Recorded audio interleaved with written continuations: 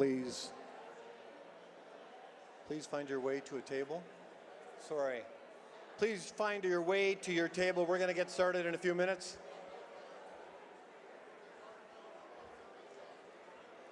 Showtime in a few minutes. Head to your table.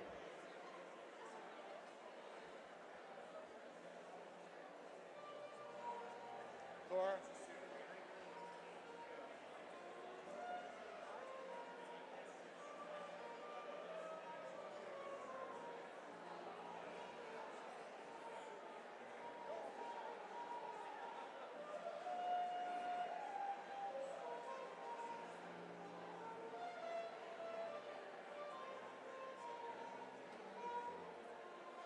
I think so.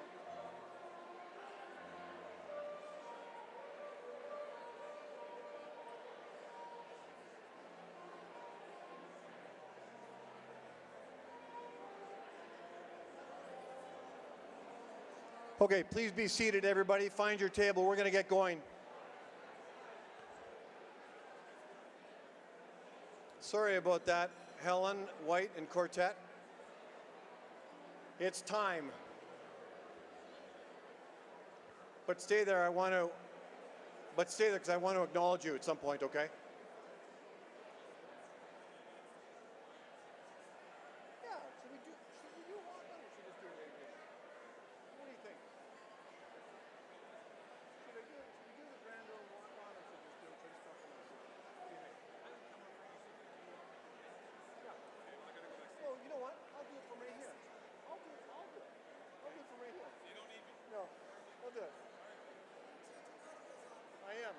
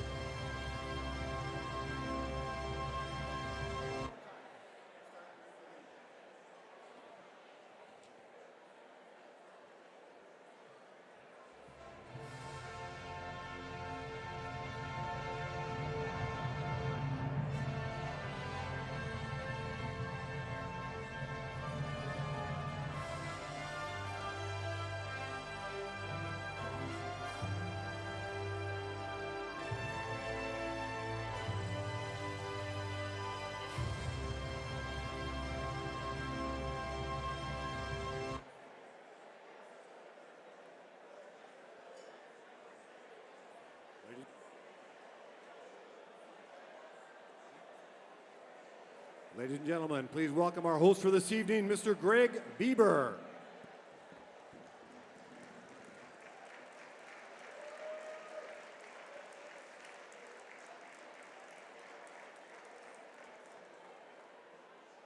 Waiting for this table. I can have some sound? Phil, can I have some sound?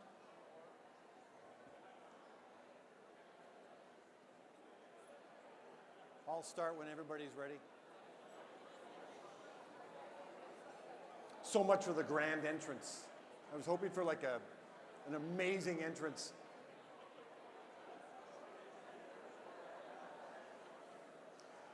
Did everybody have a bunch of difficulty getting here because of construction and traffic? Yes? I mean, I did.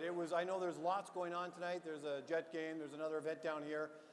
Apparently the pandemic is over, but you're here in this building, and thank you for being here. I don't think most of you heard the sound piece. The sound piece that I played, it was just a portion of it. It's from 2001 Space Odyssey, and I had them play it because it's such a powerful song that it reminds me of being involved in something special. And I am, and you are, and it's tonight's event here, and I'm really looking forward to it. So before I go any further, I do want to acknowledge, and I don't know where they went, but Helen White and the band who entertained us, for those that are in the room and have been doing it for a number of dinners, let's give them a huge round of applause, wherever you are. Where did you go?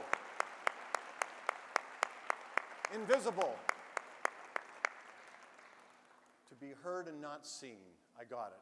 Well, good evening, everybody, and welcome to the beautiful Metropolitan Theatre, to the 8th annual, albeit spread out over 10 years, the JA Manitoba Business Hall of Fame inductee dinner, where we continue the awareness of JA as an organization. We feature some junior achievers themselves, and of course we're inducting some amazing Winnipeggers tonight. You know who they are, Mr.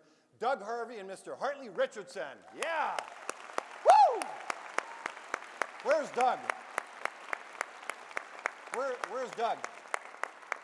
Oh, there you are. So Doug always wanted to be inducted in this Hall of Fame, and the closest he could get to it was emceeing the event. He did it for 5 years. And he never thought he would get inducted, but Doug, you are the real meal deal. Your professional and community body of work got you here on a level playing field with Goliath in the room.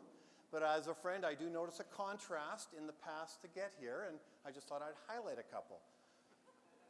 You started your business in 1981. The Harvey Empire started then. The Richardson started in 1857. When you started the business, Canada was 114 years old. When the Richardson started theirs, Canada had yet to be born yet. The nation hadn't started for another 10 years.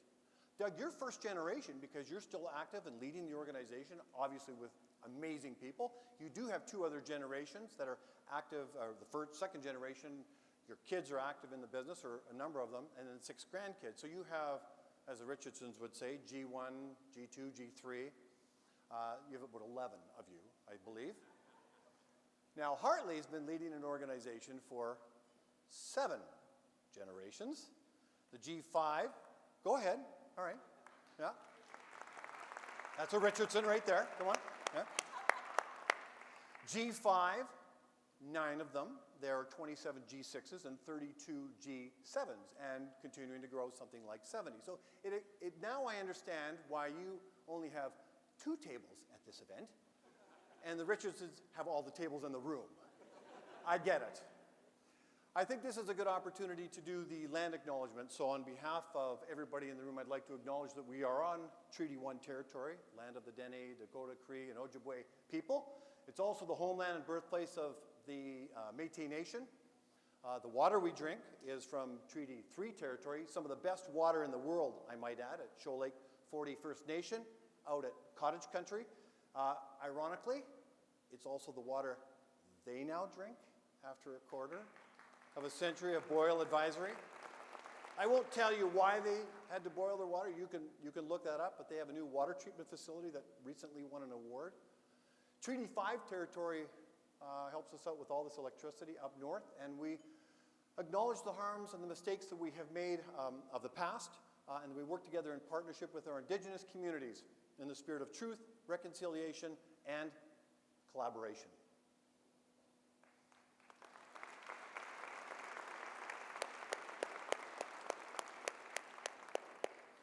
For those of you that don't know me, my name is Greg Bieber. This is the second time I've hosted the event. The first time was, just by a show of hands, how many people were here in 2019? Not a few. We inducted Albert Altassi, Carol Vivier, and Bob Tolman.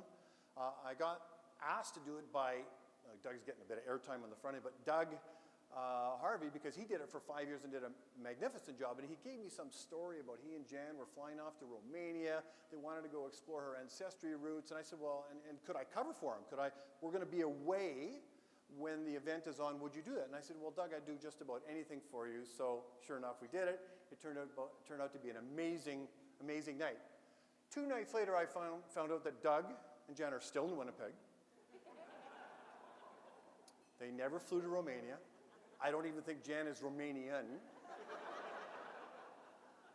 And I found out that while I'm busting my butt up here, they were lying in bed watching Dean Martin, Man of the Hour reruns, sipping rum and eating Velveeta cheese.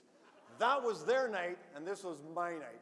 All you had to do was ask me to say, hey, would you look after it? I knew your time was done. But here you are being inducted. There's a number of Winnipeggers I want to acknowledge tonight that are basically connected to JA. Tanis Richardson, where is she? Hartley, where is she? Okay, Tanis Richardson is here in support of James A., Muriel, and of course Muriel, inductees, and obviously her son Hartley. But I asked your son how old you were coming here, and of course we skipped over 29. He said you're 96 years old. Tanis Richardson, 96 years old.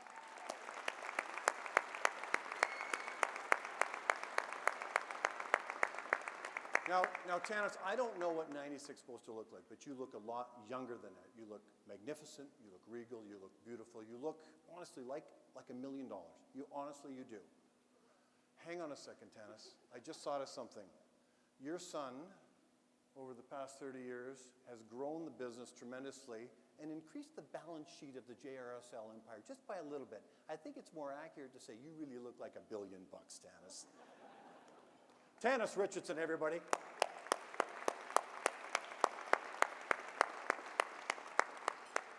Premier Heather Stephenson, where are you? I think you're in the room. Where are you?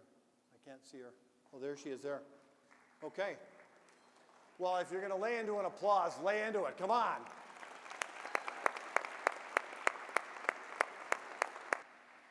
So I knew Premier Stephenson when she was just Heather. Heather, it's Greg. Nice to see you. Congratulations. I know you were in opposition a long time, and almost to the point, I'm sure there were times where you probably wanted to throw in the towel and call it a day, but you didn't. Your party persevered. You got back into power. Look at you. You got top job, which is really, really cool. And my wish for you is that you have an opportunity to remain in power for as many years as you were in opposition.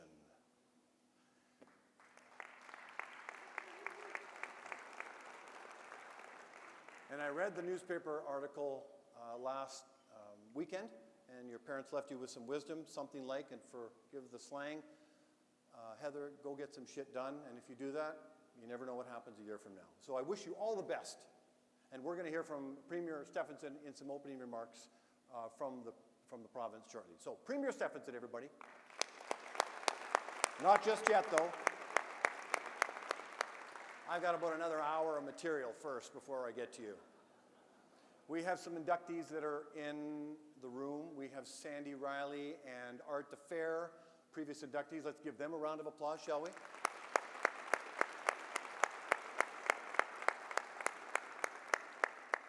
We have some families of inductees that are here. Is Gail, where's Gail Asper? Are you here? Gail's here on behalf of Izzy. Gail, God called me today and asked me to ask you if you get rid of homelessness, domestic violence, and put in a third or second museum from a national museum in Winnipeg. Would you do that? Because that's an iconic person right there that gets stuff done. Gail Asper. Bob Tallman couldn't be here, but Mark and Tallman and his wife Peyton are here somewhere. So in honor of Bob Tallman, let's give them a round of applause. Lots of clapping. Where are you? Where are you, Mark? I can't see you. Okay. The Pollards, Lori Pollard. So Gordon and Susan, I think, are here. Matthew Pollard and is it Michelle or Barb Stafford, and then I think Doug Pollard and Christy Pearson are here in support of Lori. Where are the Pollards? Are they here? There, right there. Let's give the Pollards a big hand. Yeah. And the Everetts, Senator Everett. So I saw Ashley Everett earlier. Right, where are the Everetts? And then Stuart Murray. Doug is here. Kate and Doug, Kate Everett and Doug Findley. And Lila Goodspeed Everett, the Everetts. Where are you? I'm looking over there, and you're over there for Senator Everett. Yes. These are supporters, of course, of inductees. Sadly, over the last few years since we were here, there were 4 inductees that have recently passed away. Bruce Campbell, Louis Delaney, Mary Klekus, and I'm missing one, Jim Burns. So may their spirit live on in their families and in our business community.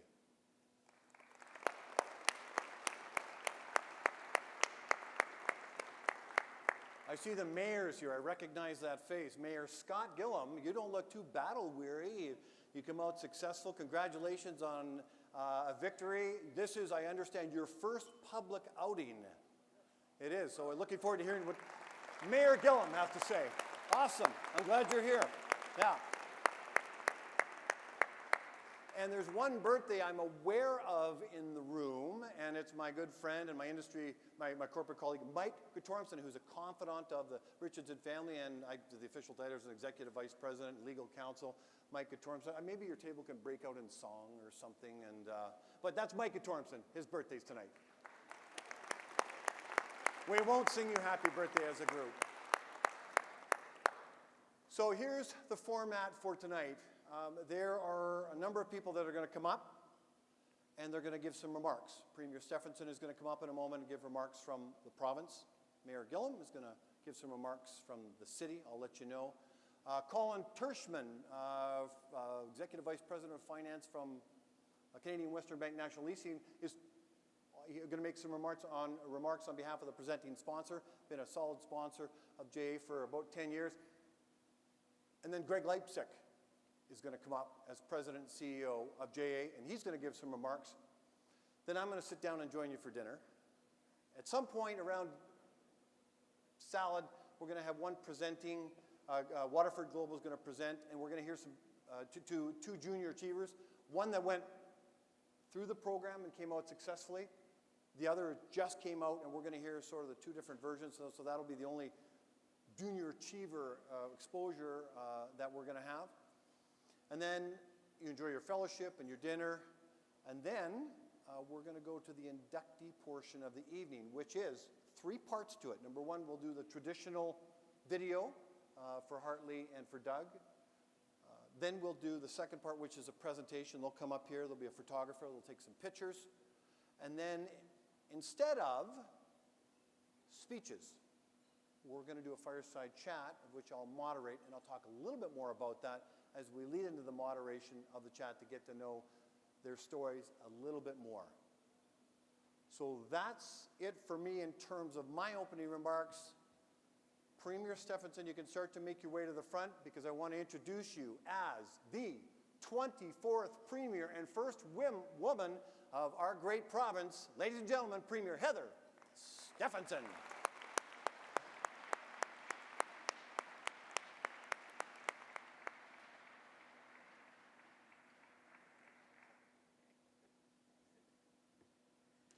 That's great. Greg, never a dull moment, always a tough act to follow, no question. Good evening, everyone, and just so great to be here with all of you this evening.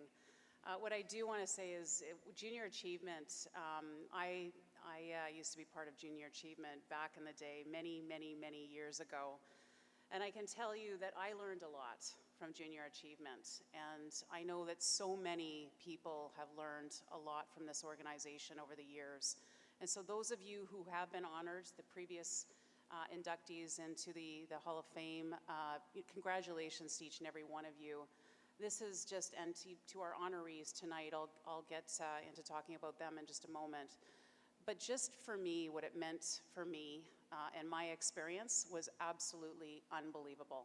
It was moving, and it did everything and set me on a path and a better path for the future. So I really look at junior achievement. I love this organization. It's an incredible thing, and just thank you all for being here tonight and for continuing to support this incredible organization.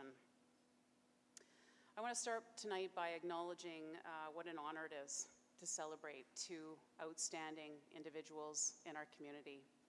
Hartley Richardson, Doug Harvey, thank you for being here tonight. Thank you for everything that you have done for our communities. And thank you to all of your families, and congratulations to you tonight. Thank you to all your families for being here tonight. Through your remarkable success in business and your steadfast service to our community, you have made our province a better place for everyone.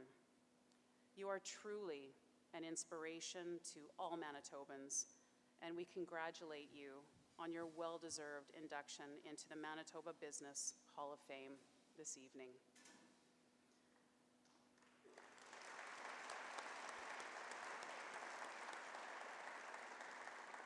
Entrepreneurs and business people are the lifeblood of Manitoba's economy. You help make Manitoba one of the most prosperous places in the world, and you contribute so much to charitable causes throughout our province.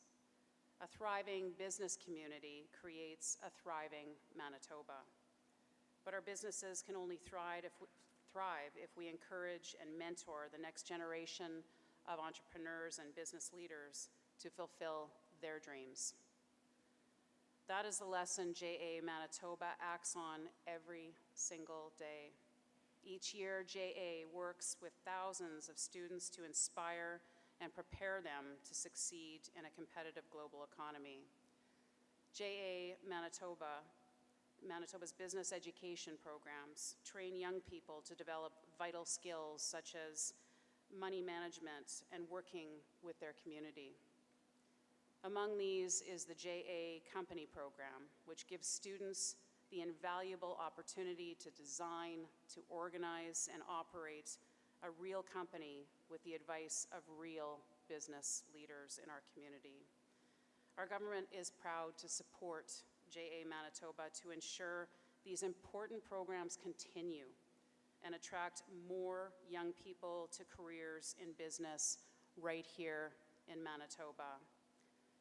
Since I became Premier last year, I have put entrepreneurship at the center of Manitoba's economic development policy.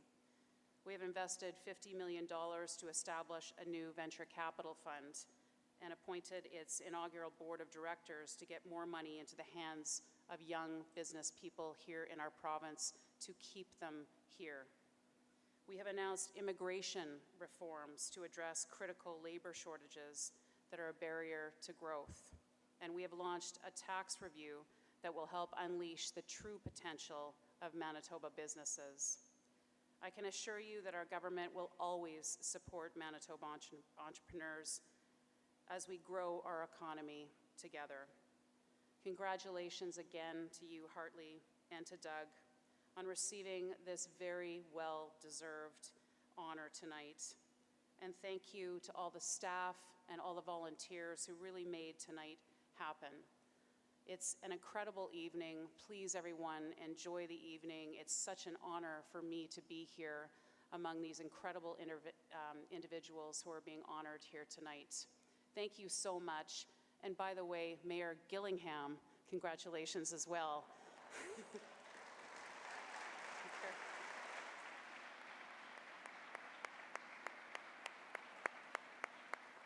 Thank you, Premier.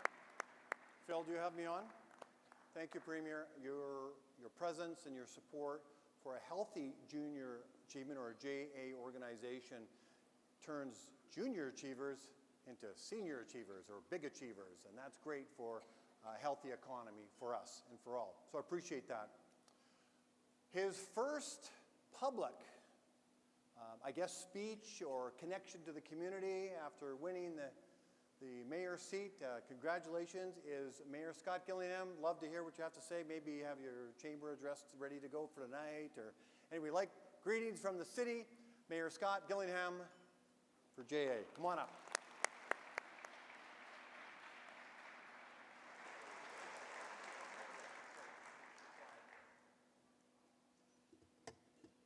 Well, thank you very much, Greg. It's an honor to be here tonight.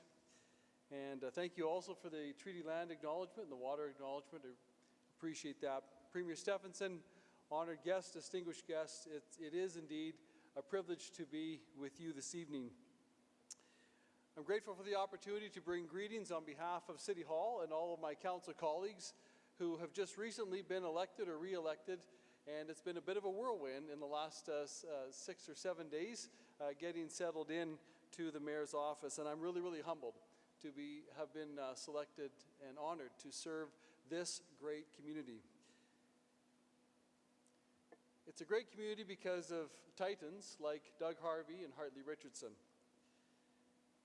I've made reference to the City of Winnipeg's motto several times throughout the campaign and several times in the last few days. Winnipeg's motto is one with the strength of many. To me, those words speak of the need for all of us, governments, nonprofits, the business sector, and individuals to consistently be pulling together to tackle the challenges that we face, but also to seize the opportunities that are before us as a city. And the two gentlemen that we're honoring tonight have demonstrated their commitment to this community over and over and over again. Not only do their companies employ thousands of Manitobans and generate significant economic activity, but we all know that they have personally and their families have committed time, resources, and countless hours to charities and to building up our community. When something important needs to be done in this city, they're often at the top of the call list. And even more importantly, they consistently answer the call, and they've done it time and time again. And then they make calls themselves to others to bring together community leaders to accomplish what needs to be accomplished. And so often they do all of this work quietly. We know that. Keeping the focus on the organizations or the cause or the task at hand. I've only been in the mayor's office a few days, feels like just a few hours, but I can tell you it's very reassuring to know that there are people like Hartley Richardson and Doug Harvey who will always step up when the city needs them. And it's also so fitting tonight that the event is certainly in support of and sponsored by JA Manitoba, because I can't think of better role models for young business leaders and budding entrepreneurs than Hartley Richardson and Doug Harvey.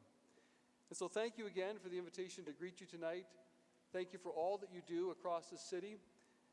And thank you for your commitment, not only Harvey and Doug, but everyone in this room.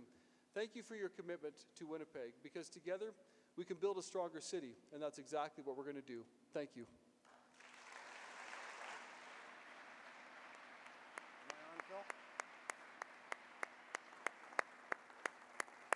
Mayor, you must be relieved now that the campaign's over. You've got the top job. Yes, just a huge weight off your shoulders. Is it kind of weird that people now go, Mr. Mayor or Your Worship?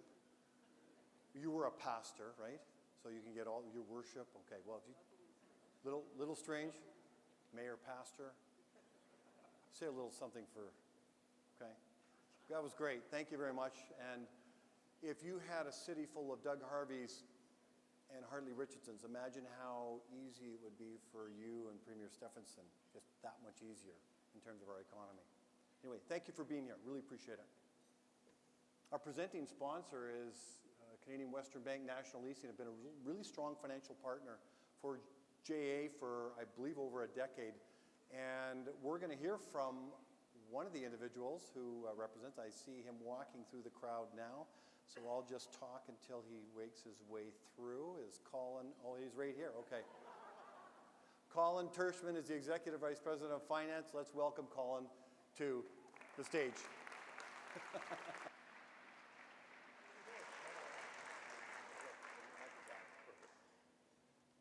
Thank you, Greg. Doug, here I am now. Good evening and welcome on behalf of Canadian Western Bank and Junior Achievement. My name is Colin Tershman, VP of Finance at CWB National Leasing. Today we're here to celebrate two legacies that serve as impeccable examples for the next generation of entrepreneurs and business leaders. We can all agree that the long-term success of this country and this province depends on continuously developing the next generation of smart and resourceful people. After dealing with two of the most unpredictable years in recent history and seeing firsthand the effect that good decision-making, partnership, and pure dedication can have on the success of business and personal finance. We are now looking ahead to opportunities and challenges in front of us. Putting our youth in position for financial and entrepreneurial success must always be part of our thinking. CWB is a proud supporter of Junior Achievement. We know that Junior Achievement alumni develop skills such as budgeting, investing, and aligning financial choices to financial goals. In other words, Junior Achievement helps prepare youth for the real world. Today, Junior Achievement Manitoba Business Hall of Fame inducts two real-world leaders who undoubtedly faced ups and downs before achieving the success they have today. We know success in life is not guaranteed. It takes great partners, great leaders, great mentors, and even great employers.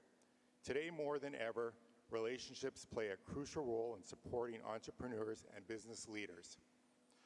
Below the surface of every champion is a network of support, living their struggles, knowing their triumphs. I'm sure our two esteemed inductees will agree. We must empower both youth, young people, and young business leaders, and surround them with the right resources and mentors to get them to where they need to be. If every smart, successful leader in this room takes away one insight from the careers of our inductees tonight and passes it on to one aspiring entrepreneur, and that person pays it forward, the momentum will be amazing. As you reflect on their stories, I encourage you to keep your own legacy in mind too. The knock-on effect of your contributions will be truly invaluable. I'm just going to share one quick story I have of one of the inductees. I've known Doug for 30 years. I worked for Doug for about 10 years back in the early 90s. Doug was very passionate about his young leaders giving back to community. I can see some of my colleagues in the audience that I sit with on various nonprofit boards and committees in Winnipeg. Doug, you inspired me, and it has been paid forward. Thank you. Everyone enjoy the evening.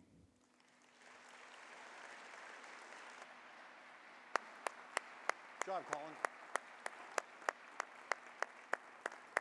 I'm going to watch him go back to his seat so next year I know exactly where you are. Our last speaker to give remarks on behalf of JA Manitoba is Greg Leipzig. Greg is the president and CEO of JA Manitoba, has been there for 11 years, a tireless worker for our community in supporting the JA initiative, and he is the birth child of this Hall of Fame dinner with now, before tonight, 29 inductees. After tonight, 31 of those that have made and continue to make this town tick. And Greg, would you come up? Would you prompt the audience to compliment me on my beautiful tux? Okay, they're not taking the bait at all. Ladies and gentlemen, Greg Leipzig.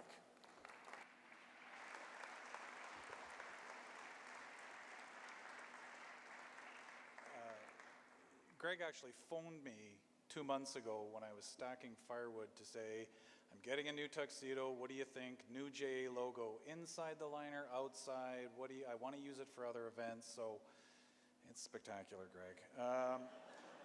Premier Stephenson, Mayor Gillingham, honored inductees and guests, and yes, congratulations, Mayor, on your victory last week. You may have noticed some new branding for JA. We're not Junior Achievement, we're JA. So on behalf of JA Manitoba, welcome and thank you for joining us. Of course, I want to thank Greg for emceeing and all the hard work that he puts into preparing for tonight and the fireside chat. Before I go any further, I just want to say a couple words about Doug and Hartley. Doug Harvey, leader of 6 companies with over 1,000 employees, tireless volunteer for countless charities in the community, and, as we've said, a 5-time MC of this event.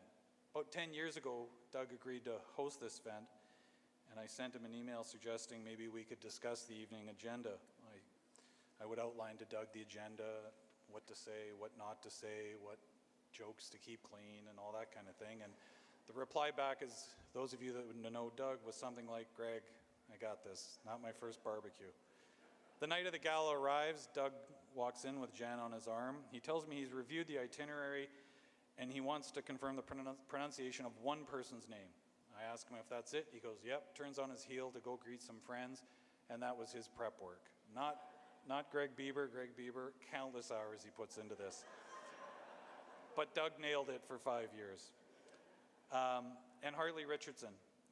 I recall a few years ago, the late Mary Kalekis, we inducted into the Hall of Fame.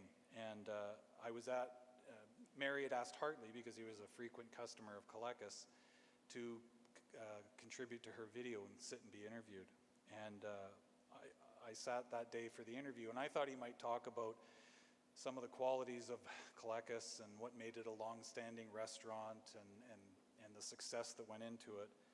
And this 7th generation CEO of one of Canada's largest and most prominent companies said the following, and I want to make sure I get this right. Quote, my addiction was the double dogs with the split wiener, loaded, always had to have the French fries, gravy on the side, chocolate milkshake. It was just a coming together of perfection. It was the bun with the split wiener, the way Mary grilled it, with the onions and everything that went with the works. It was wonderful, and it was perfection.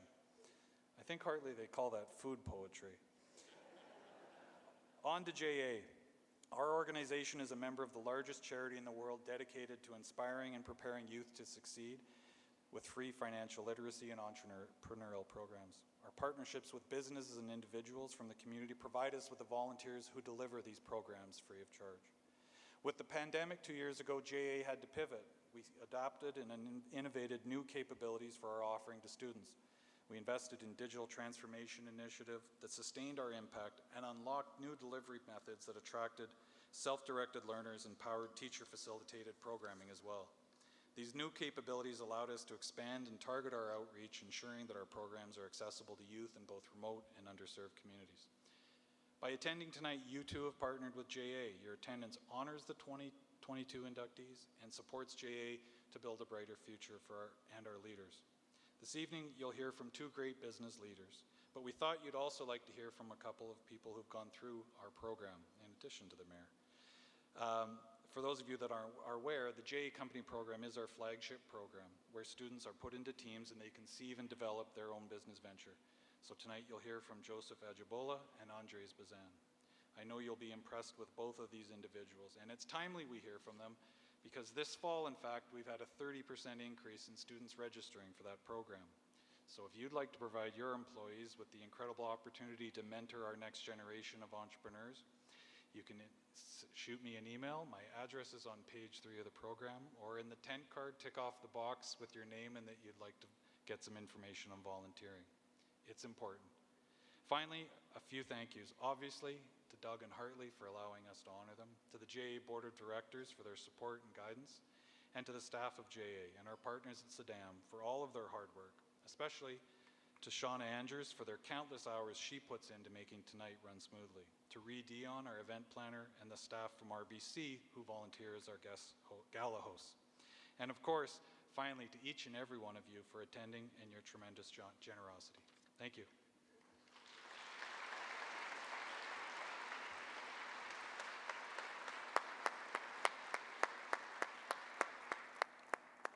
I only ask of you is when these two kids come up, and it'll be at some point in time when you're well into your fellowship and your dinner, is pause in conversation. Let's give them the full attention. We'll get a 90-second soundbite from the one that just went through the program and maybe a 4-minute conversation from one that's 6 years after it. That's my only ask of you. I have one other one, but that'll be a little bit later. So let's have the service. So enjoy your dinner, and I'll be back up here shortly. So let's do it. Yeah.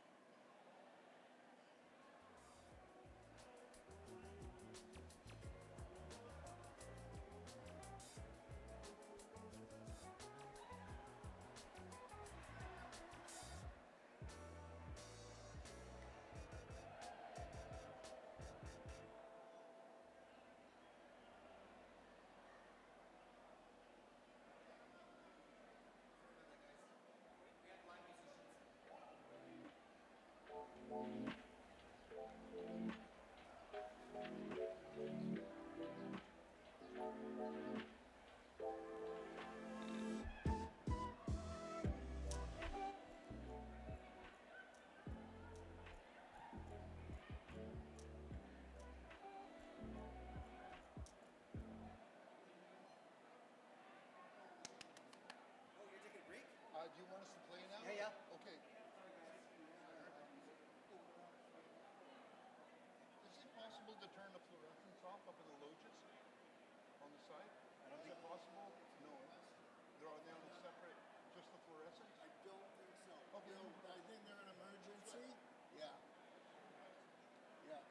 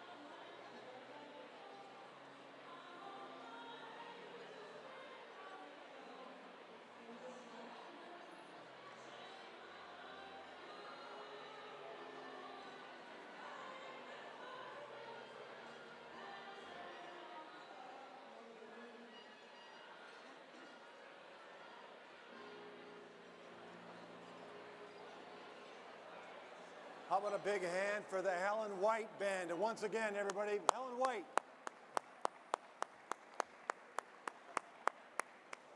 While they're serving salads, and they're going to keep doing it, I'd like to call up Greg Leipzig. Waterford, stay with me. Waterford Global has been a sponsor for JA event. This is where my ask is your full attention if I could. Waterford Global is a sponsor of JA. Karen Swiston normally hands out the award, couldn't be here. I'll wait. There you go.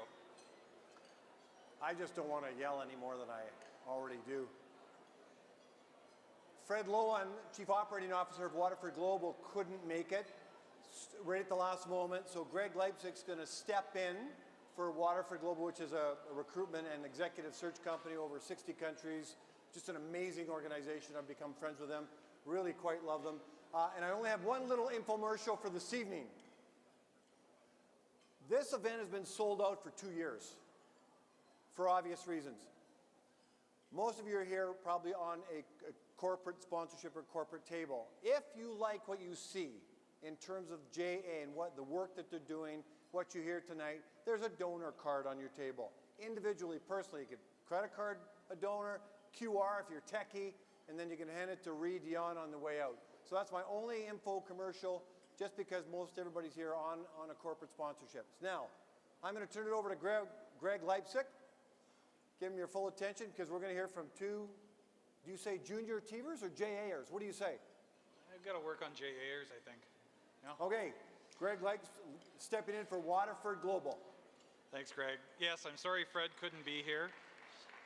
Fred is the Chief Operating Officer of Waterford Global, as Greg said, headquartered international executive search and recruitment firm. Karen Swiston and Fred, together with their team, have the privilege of engaging daily with leaders in business, healthcare, non-profit organizations, domestically and globally.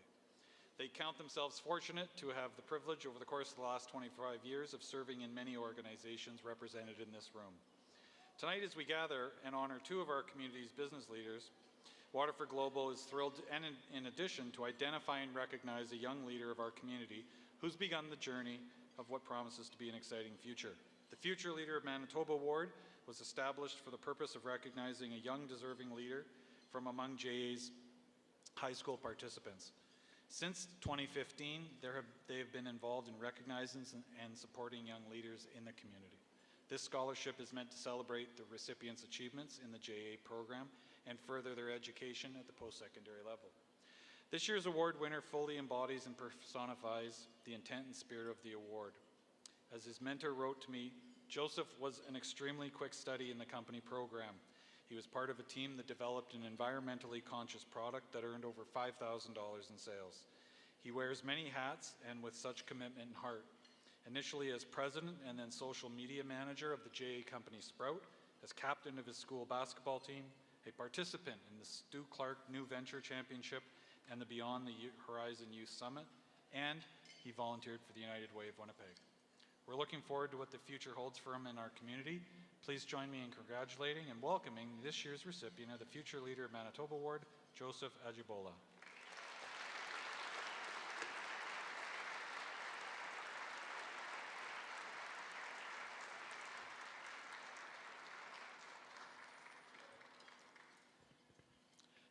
Thank you, everyone. My name is Joseph Ajibola. I just want to express my profound gratitude for the generosity of Waterford Global. Can you just give them a round of applause for Ian? Please, thank you.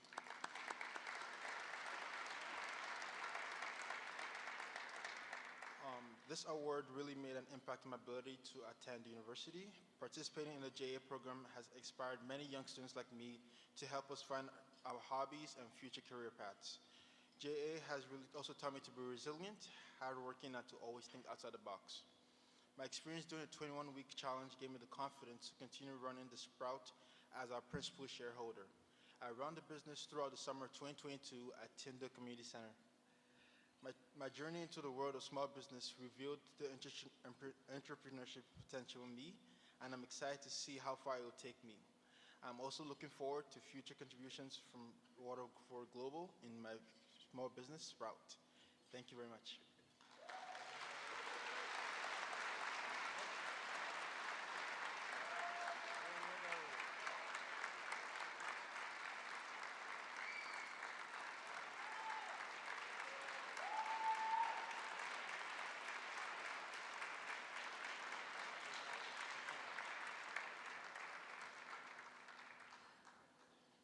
Thanks, Joseph. I'd now like to call to the stage our 2016 way back Future Leader Award recipient, Andres Bazan. He is a JA alumnus who attended Red River College and now has the role of Director of Operations for Canandu Cannabis here in Winnipeg. Andres is also giving back. He's a JA Company program volunteer. With his strong marketing background, he's now sharing that with the newest JA Company program students. Please welcome Andres.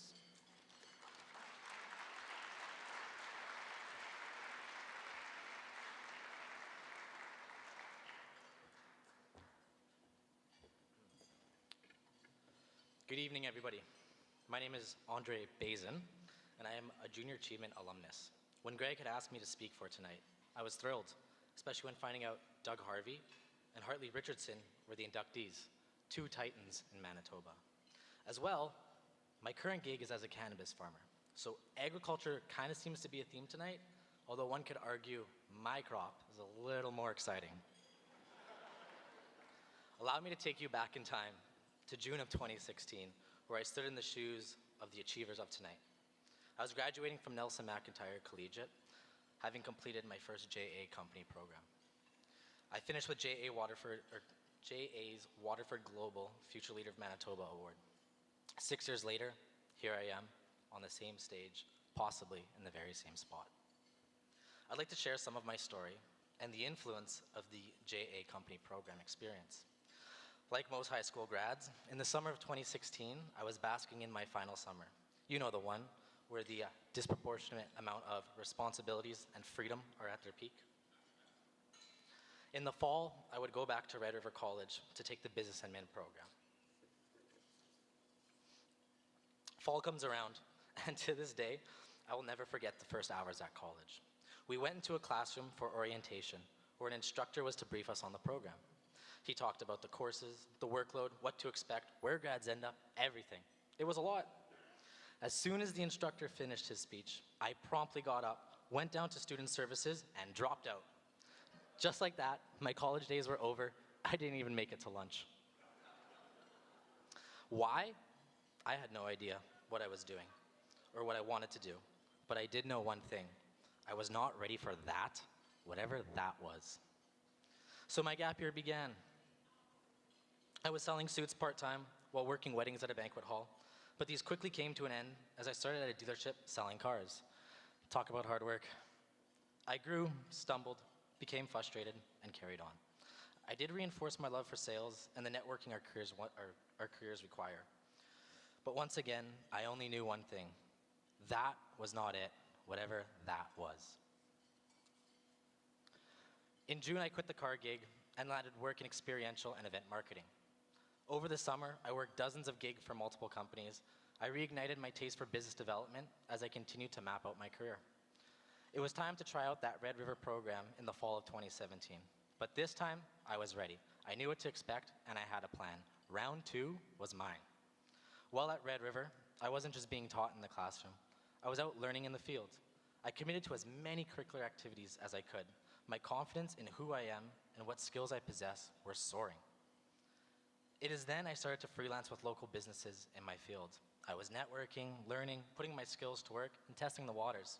Before I knew it, I had my own clients like Birchwood Lexus, Delta 9 Cannabis, and A&S Homes to help run their experiential marketing events. I can remember answering emails between exams in January to set up gigs for the summer. College was a great experience.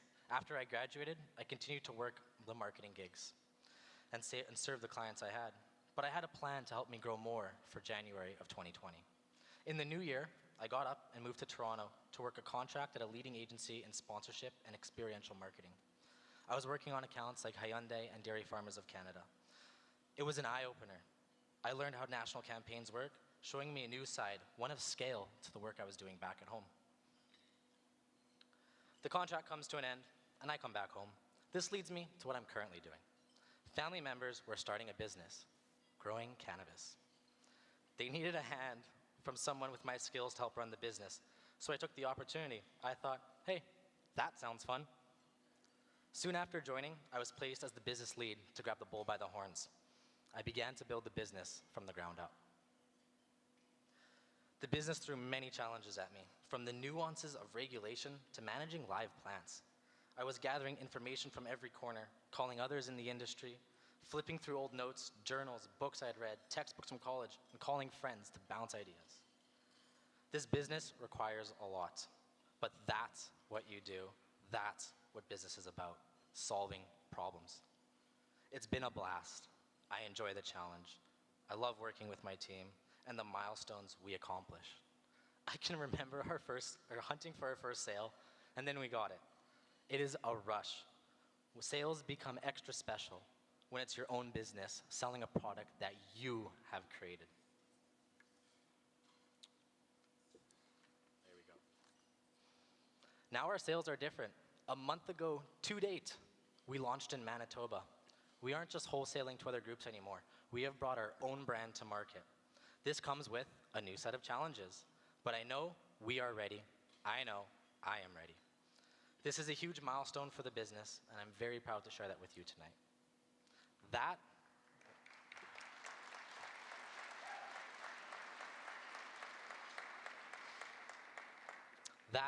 is my story, one of challenges, experiences, and trying a lot of that. But they all began from the JA Company program.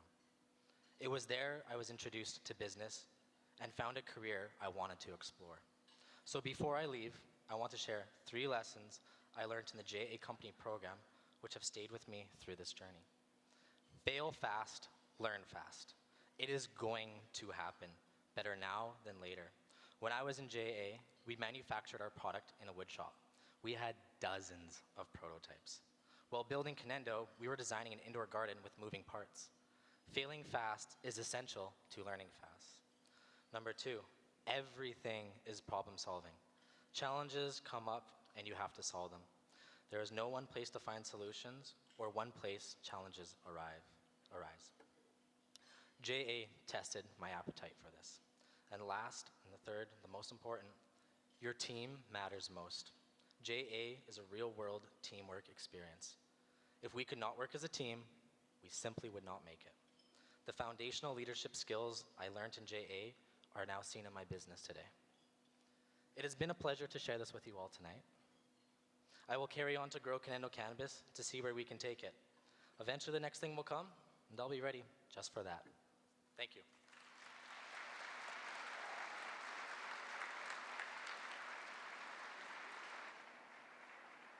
Andre,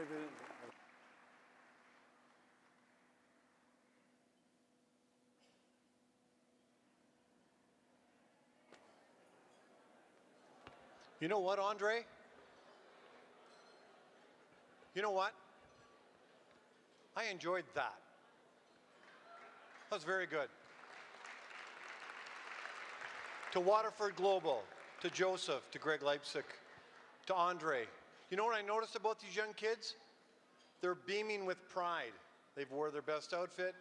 They're proud as punch, and that's our future. Not about, well, we're inducting the Titans in town, but there's our future Titans right there.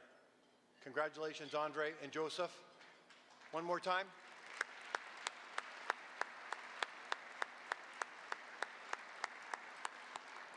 Okay, the way the format is, this is your time. Enjoy your fellowship, enjoy your meal. Next up, the official inductee ceremony and the fireside chat. I'm looking forward to it.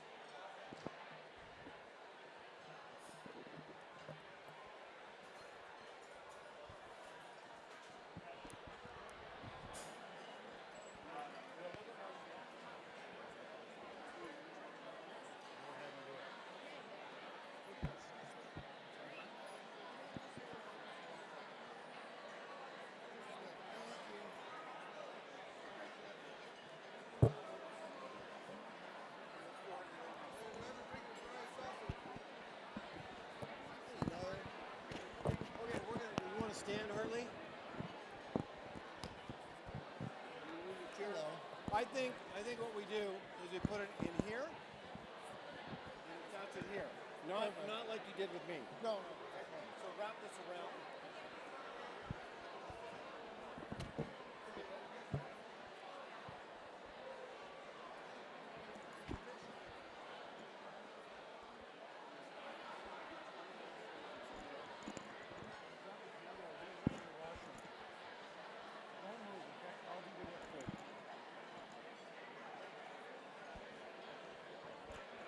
All you have to do is speak. Now, I will say the same thing to Doug, but you have what's this here?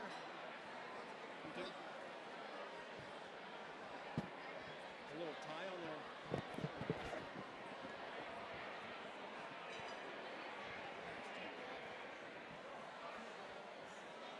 One more. Where'd these come from? All right. So, I'm going to put this right up top. Actually, it's close to. What if I put them right here? Right there. Trouble with that is when it turns right. Yeah. Okay. Don't look down. I got you covered. So basically, it's right here at the bottom of the knot. Now, he is a soft-spoken man. Now, if he doesn't have the capability to get your voice to total, I'm going to get you an ice cream cone mic, and it's louder. I'll have that with me if I need it. I don't want to use I don't want to use a hand mic. Okay, then that's your job. Okay, Yeah. good. Okay, probably 5-10 minutes. I'll give you the 5-minute warning. Okay. Okay. Okay. Are you sitting down or are you standing up? All right, I'm gonna back. I'll get the chair in. You mentioned about the kids. What's that? You mentioned about the kids. Yes. It might be nice to acknowledge that they're all here. If that comes up. I would like you to talk about your family, the kids. I talked to Tanis. I got some scoop on you. You were an easy kid. She said you were an easy kid to raise. She said you were easy. But that makes sense because you're a gentle soul as a man. Right? The people who meet you, they go, gee, what a nice guy. And you know what I mean? Like, so that makes a lot of sense. Yeah. She never spanked you. I bet she wanted to sometimes. Oh, I'm sure. So, can we talk about your kids? It's an easy, like, it would fill a bit of time. What's Aiden doing? What's Thor doing? What's Celine doing? What do you think? I was asking. I was asking about the kids. Two minds. This is a business thing. Yeah. So it's not a personal thing. Yeah. But we can certainly talk about it.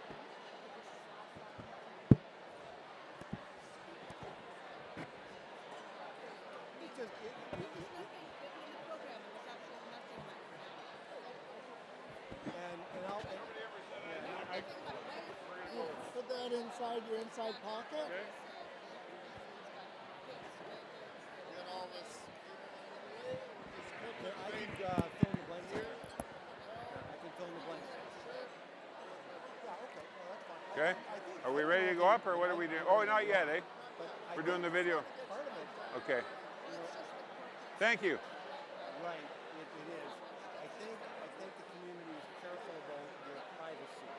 I think that there's a default to that, and I think I'm ready to rip. I wouldn't necessarily think they need a spanking for it, but I would say their protection. It's almost a compliment.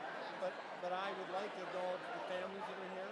I would like you to say, well, what are your kids up to? Because while it is business, there is a personal side.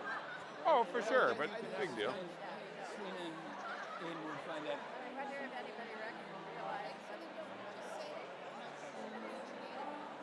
No, I don't know.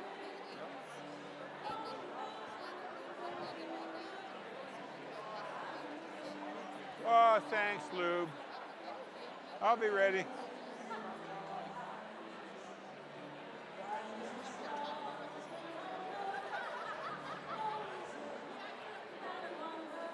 Oh, did you buy a bottle?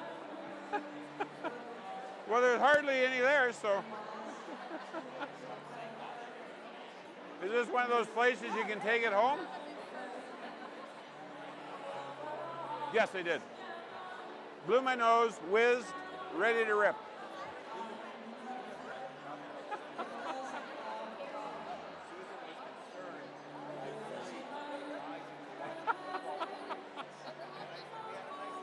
There was nobody in there to pull my thumb dirty.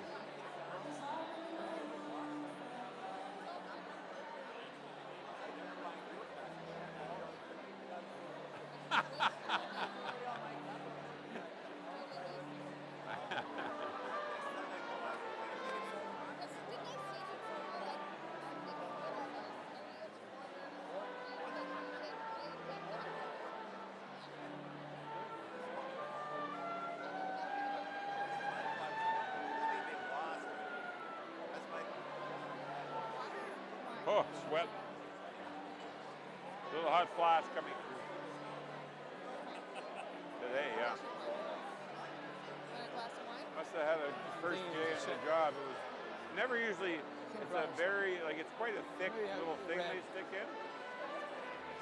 Some are better than others. This one was the worst I've had so far. And I mean, it's... Okay, we're going to start in a couple minutes. We're going to show both videos first. They alternate sides, Both just videos above the first, belt line. Then I'm going to bring So you they up. alternate sides. Then I'm going to bring you a special guest up.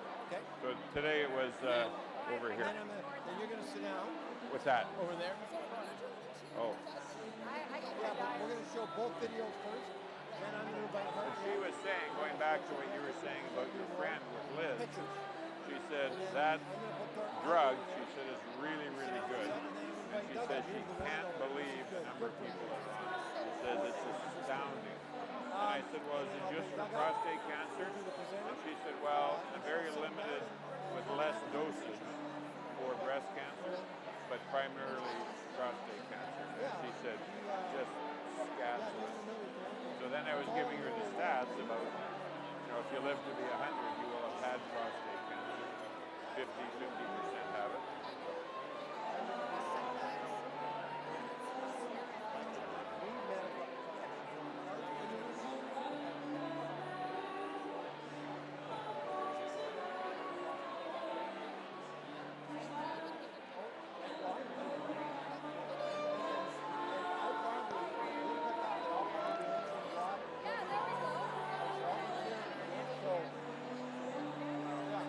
They haven't been. Too much of fun. Well, thank me after. Well, that's super weird.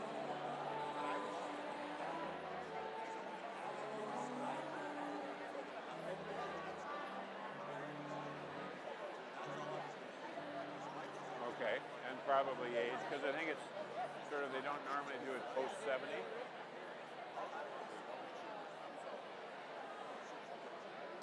Well, that's really weird if it hasn't even been the cancer care yet.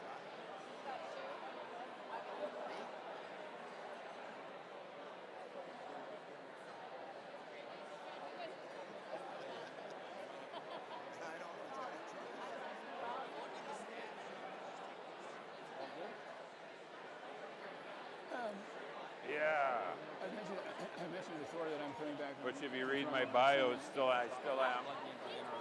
Okay. Ray and Jerry's, really? Huh? Ray and Jerry? Yeah. Yeah. And that drug, that is, it's a Z word. But that one has been around. That's not the clinical trial. The clinical trial is the other one. And I don't know if the clinical trial is that in conjunction with the Zorkin or something. Zorkin?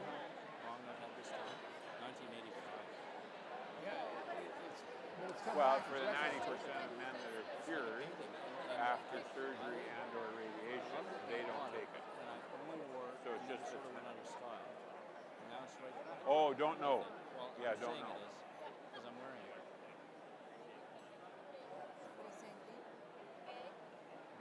Yeah, and I've never asked, nor do I want to ask, like what's the time or anything like that. Because she's actually said herself, the doctor, has said, part of your success is the fact you're living. So you will do stuff. And Yeah, so how difficult is it to keep ties? Like, they don't take up a lot of room.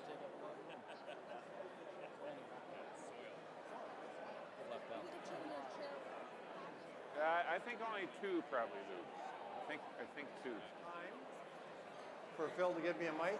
There we We're go. going. I think it's time. I think it's time to move to the induction part of this evening. Who do you see? Who is it? Oh. How about Friendly. a big round of applause for my tuxedo?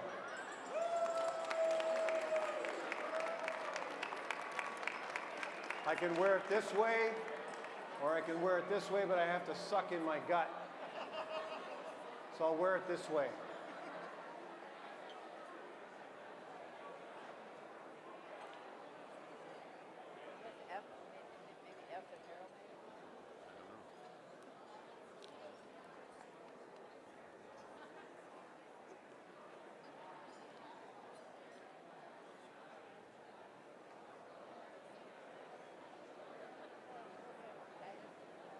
Thanks, Benny. I'm just sorry that we're not closer together.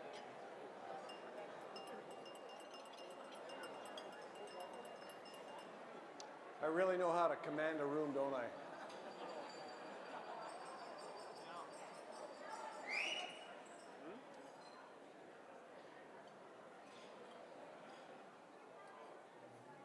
The entertainment over dinner and ahead of this evening was the Helen White Band. Now, they're a bit of a mystery to me in that every time I want to acknowledge them, they disappear. So hopefully, wherever they are on planet Earth, they can hear us. Give them a huge round of applause for some just great music. Wherever they are.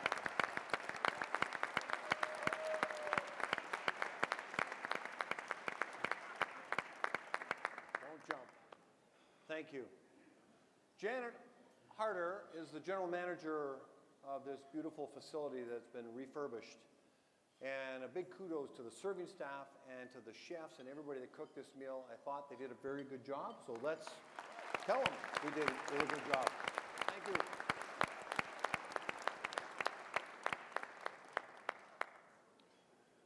We now move to the, from junior achievement, I guess, or JA to SA, senior achievement. And we're going to do a fireside chat, but we're going to induct these gentlemen first. So here's the format. Allow me to repeat it, please. We're going to show both videos first. We're going to show Hartley's video, and then we're going to show Doug's video. Then I'm going to ask Hartley to come up on stage, and then I'm going to have a guest to come up on stage who's going to receive, what exactly are they receiving? What do you refer to it? An award. Can we show them the award, please? These are beautiful. All that prepping. There's only 29 other people in this province that have received this beautiful award. This is gorgeous. So this is what Reed Yon is going to give the guests. Come up. The garage. They're going to have a photo shoot, a photo moment right here. Hartley's going to head over here. Guest is going to sit down, and I'm going to do the same for Doug. Then I'm going to ask him to join me in the fireside chat. Reed, can you take this back? Just by way of background on the fireside chat. I don't know how I stumbled into it, but I held a fireside chat or a CEO luncheon series for, I think it was 7 years when I was in a management role in my company, and we had, well, Sandy Riley was featured, and believe it or not, Hartley, and not believe it or not, but Hartley and Doug, and there was 11 others. It was a coveted ticket in town for that period of time, and since then I've been asked to do a number of other fireside chats at other events, and this is going to be the third time I've actually sat down with Hartley and Doug, and I'm always, like, I'm really interested in, I mean, one of the reasons why I went and got this tuxedo, seriously, is respect for these individuals. I wanted to dress up as you should have seen the tux I had in 2019. It was a rented tux from Harlequin. I don't know, I'm sure a whole football team used to wear it. So that's why I upgraded and stepped up for these two gentlemen. And we've since had conversations. I'm always amazed at what I learned, that what you don't get during speeches. But I want to qualify something. I'm not a journalist. I don't aspire to be a journalist. I'm not training to be a journalist. I'm just a curious George that wants to know about these individuals, what makes them tick. Because the body of work that they've delivered for our community, both professionally, in the community, and in their family life. The Richardsons are here en masse, Heather and their children, and other Richardson members, and the Harveys are here. Small mass. All 3 generations versus 7, no. The families are huge supporters of the success behind these great men that we're honoring this evening in our community. My family is better for it when they go to Assiniboine Park or the Millennium Library or the Trans-Canada Trail or the Museum of Human Rights, and I'm just picking a few out of my thoughts, and there's a ton more. And that's only what you know. That's only what you know. There's a lot what you don't know. That's why they're getting honored tonight. So with that preamble, let's roll the videos for Hartley and Doug. Hit it. I was 16, and I was working in an elevator in a town called Carey, Manitoba, with the manager, Jean Miller. He gave me a shovel and a pail and a light. He wanted me to go down and clean out the food in the elevator. He said, I'd like you to just take a minute to tie up the bottom of your panelings in your shirt sleeve. And I thought, well, that's nice. We'll just adjust that. It'll keep the dust out. Well, it wasn't to keep the dust out. It was to keep the rats from running at my leg. My father would feel very strongly that the best way to run a business is from the ground up, and a great way to start learning the business right from literally below ground up. Well, I took over as president from my father, who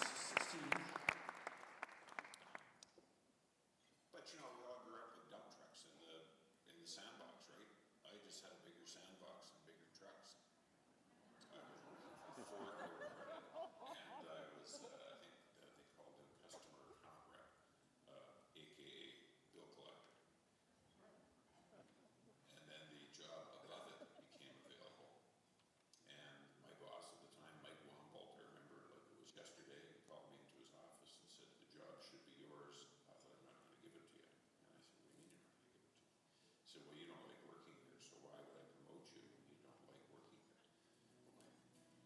He's really teaching me a good lesson. I hate it here, and I hate the job ahead of me. So I went in the next day, handed in my resignation. Off I went and answered an ad in the paper with International, and been in the industry ever since. Jack was originally a Winnipegger, but had worked with International and came back to buy this branch in Winnipeg, and it lost $250,000 a year for 3 successive years. So Jack had a partner from Toronto that was going to be his 50% partner, was going to move here. So he brought his wife here to check it out on a beautiful January day. And they stepped off the airplane, and the wind was blowing in a zillion miles an hour. She said, basically, if you think I'm going to live here, you're nuts. And so Jack approached me and said, would you be interested? So that's how I got started. And we've stayed great friends ever since. Owning my own business was a bit of a dream. I think lots of people have that dream. I wouldn't trade it for the world, but boy, there's some rocky road along the way. I remember my darkest day in my career. I'm going through a divorce, my building's half built, and the banks call my loan. The employees always is the biggest weight on my shoulders. Our staff expect me to be a happy guy, and so I can't come in and walk out on the shop floor and say, oh, sure hope we make payroll on Friday. You gotta wear that inside you. Obviously, as you grow the business and it becomes more profitable, you can give more of your money, and I get a great satisfaction out of that. They have a great slogan in Cancer Care Manitoba: more tomorrows together. I was on the board for 15 years of a 9-year term, so you fast forward, I get cancer. Now it's me, and it's my story, and it's my journey, and I'm living it every day. You do look at it from a completely different set of eyes. So I'm part of the 10% that will never be cured, or never be cured with what we know today. The clinical trial that I'm on right now didn't even exist when I first got it. And clinical trials aren't funded by the government. They're funded by you and me and everybody else in the community that gives. So I might not be here telling the story if it wasn't for that clinical trial, which is funded by donation. I'm kind of an open book. I have a lot of secrets tucked away inside of me. The kids will attest to that.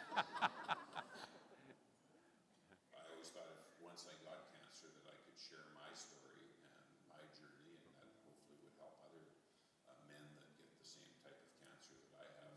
I've never been accused of not living every day to its fullest, but boy, you sure practice that today. This life has been very, very kind to me, and I've got lots that I can do to, I think, help make a better community. I always said I wanted to live my life so the funeral hall's packed.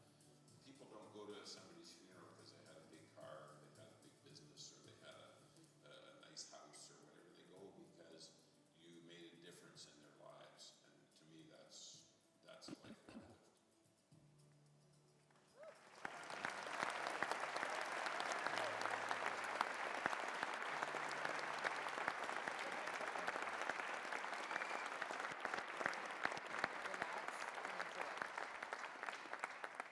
Would you please help me welcome our first inductee at the 8th Annual JA Business Inductee Hall of Fame dinner to the stage, Mr. Hartley Richardson.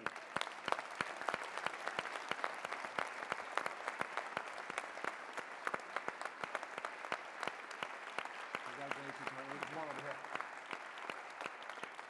I'll put you right here. I would like to call on Mr. Bob Putniak. Bob has been a 40-year employee and confidant with the Richardson organization, 20 years as co-founder of Tundra Oil and Gas, and then executive vice president and chief financial officer of the organization since retired, and a wonderful human being on his own merit. Bob Putniak, I can't think of a better individual to give this award to. Hartley Richardson. Gentlemen. I'd kiss you if I didn't have a cold sore. Well, look at it.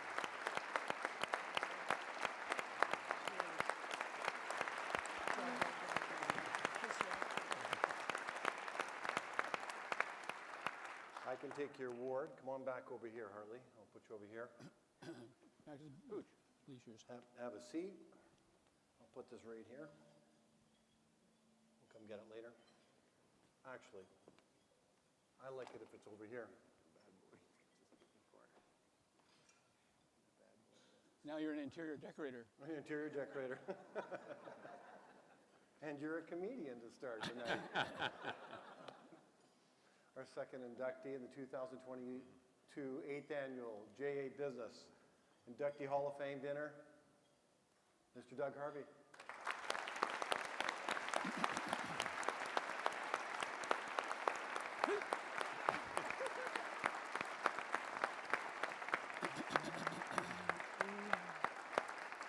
How are you, pal?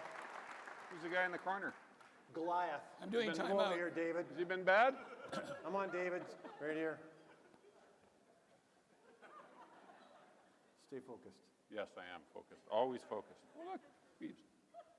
Okay. I don't deserve this. No, you do with that suit, I believe me. Our surprise presenters, although I think they were mentioned in the video, and he may talk more about them during our fireside chat, but there are two of them coming up here. His first partner in business, Jack Kirby, and the man that bailed him out when he was in financial difficulty, as he talked about, Tom Cowan. Gentlemen, I don't know where you are. Come on up to stage. Where are you? Yep, coming.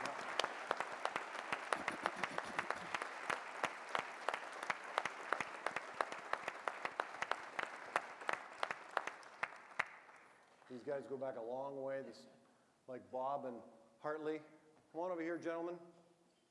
Oh, how special is this, you guys? Hey. Photo shoot time. Don't make me cry.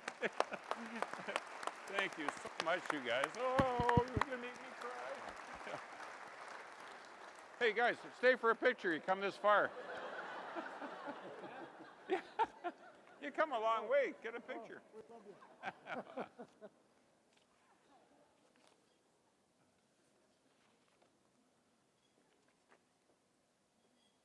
Thank you, guys. Wow. Wow. Thank you, guys. Whoa.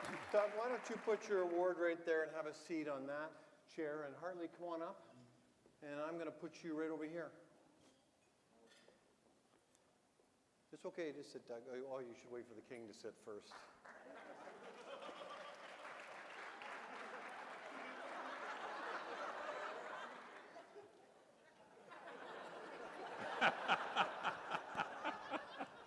Whoa, Whoa. whoa. We'll have to get the same guys to lift us up after. This would be a fireside nap, not. We never rehearse sitting on these chairs, so they are actually incredibly comfortable. So get comfortable. And let me first congratulate you on this award and this induction. It's well deserved. Your body of work is really quite amazing. And also thank you for agreeing to a fireside chat as opposed to a speech. I think this is an opportunity for us to get to know you a little bit better. Obviously, there's a business element to it, but there's also a personal element to it. And I actually, as a moderator, I'm more fascinated by the personal side than I am the business side, but I'll do my best to strike a balance. So I guess where I want to start, I want to start with you, Hartley. You know, lazy people don't accomplish what you've accomplished. Your body of work is really quite amazing. From the 30 years in leading JRSL to also the community work that you do. Almost maybe you're noted even more for your community work. I guess what I want to know is where does all this drive, where did this drive and ambition come from? Were you born with it? Did you get it for your grandmother? Did you get it for your dad? Did you feel like you're born into this family, you had all this responsibility, you had to live up to the expectation? I mean, where did that come from?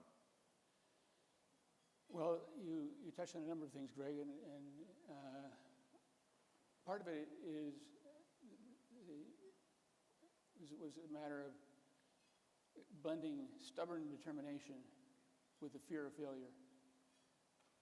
And if you get that right, it can be quite powerful. You don't want to focus too much on the fear of failure because that may end up being what happens. But I had role models in the family. You saw my grandfather and my grandmother on the stage, Right. on the screen tonight. Right.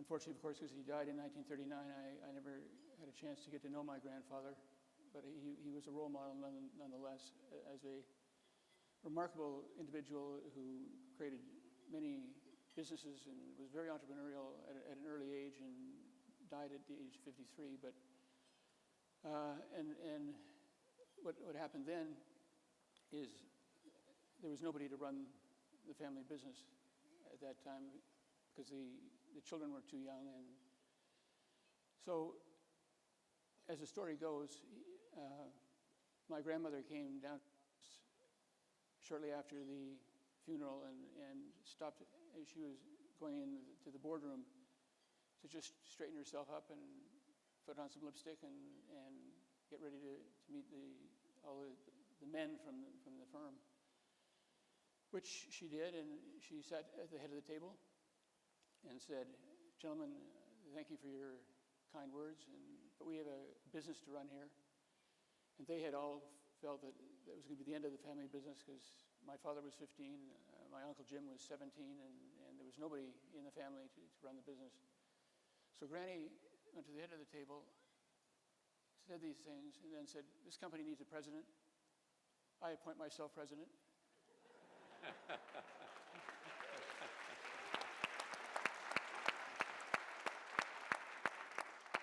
And she proceeded to run the company very effectively and very successfully for the next 27 years, and was the first woman inducted into the Business Hall of Fame.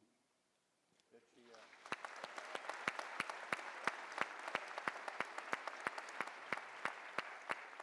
it ought to be a fly in the wall in that boardroom when she said, "I'm going to appoint myself president," because I'm sure there were a few men in that room, their jaws must have dropped. They said, well, maybe they would have been entitled to that position where the business was going to be sold. And that was 1939? 1939. Yeah, James A. died early, and then she took over.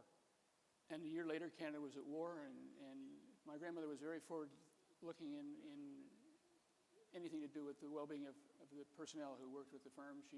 Anyone who went overseas to fight in the war were guaranteed their job and their position and their salary while they were away. I think there were over 800 men and women went to fight for the Dominion. Yeah. And she established, in 1950, she established the pension plan and a company benefits plan and started the foundation. And she was a woman well ahead of her time in terms of looking after people who were working with the firm. So, well, she really brought a social fabric to the organization, didn't she? I mean, and to the point even today where your employees go, they look after us. The Richardsons really care about us. And that is carried on to today, and that's her doing, isn't it? In large part it is.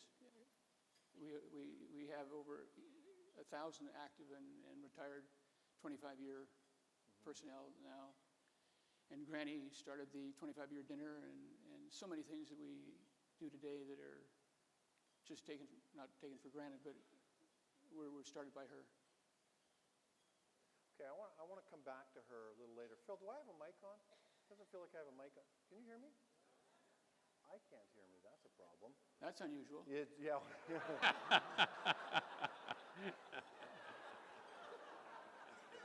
Apparently his mic is on. I want to come back to your grandmother because she had a really profound effect on how you lead the company today. And I want to know, what you remember about her. But I want to go over to Doug now. I thought you forgot about me, Bede. I was listening. I would never forget about David. Full disclosure, okay? Hartley's Beebs' boss. So I'm just happy to even be able to, say hi to you guys. So Hartley, let's talk more about your grandmother. Yeah.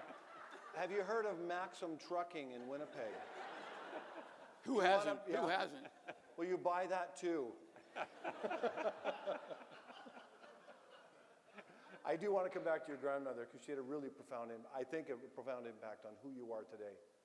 But there's 29 inductees, now 31 tonight. You are 30, one of the 30 or 31st. I thought I was 30th, but apparently 31st. Hey.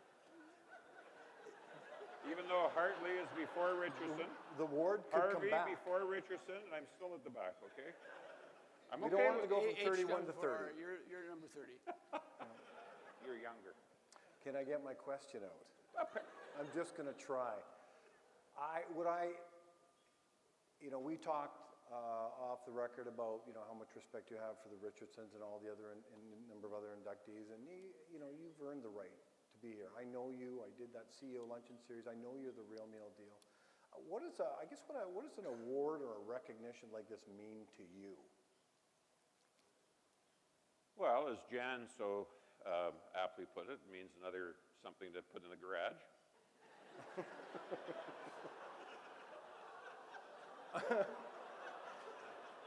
There's a lot of stuff in my garage that doesn't get a lot of use. But when you get an award like this, it's very humbling because we all know lots of people that are, in my case, they should have renamed this event The King and I. And I was so excited when I heard they were flying in a celebrity moderator, the man from GLAD. That's But two shots on me tonight. But just wait. it's Oh, very, yeah. it's It's gonna very get worse. humbling because there's so many people that I know that are much more deserving than I am to be here. In fact, I had my whole family on the selection committee, probably played some role in me being here. But when you get the award and you look at the people, and Hartley, who I have a ton of respect for now that I know a little bit more about him, I didn't know much about him before the video. But you see the people that have come before, and you go, holy shit, like that's me up there? Like, wow, that's pretty cool. And so, but we also have a lot of people that, you're kind of wondering how they get these awards. And my fellow inductee is actually living proof of that. I said,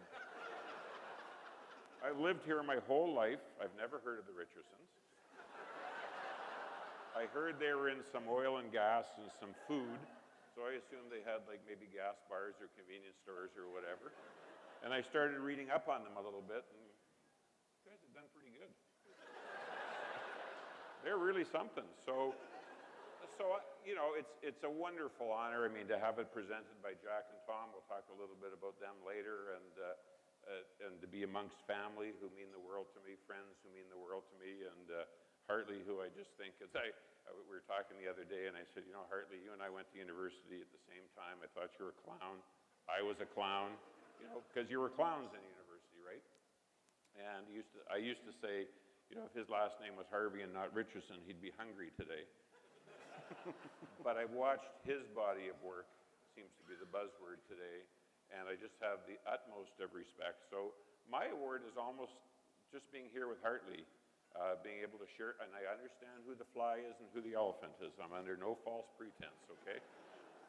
But to be able to be here and to share this, and of course I love the Beebs, and to be with family and friends and share in who have all shared in whatever success that I've had, because they are family, and that's what family does, and that's what friends do. And to be here with Hartley, who I think the world of, and is very special to me. So, thank you.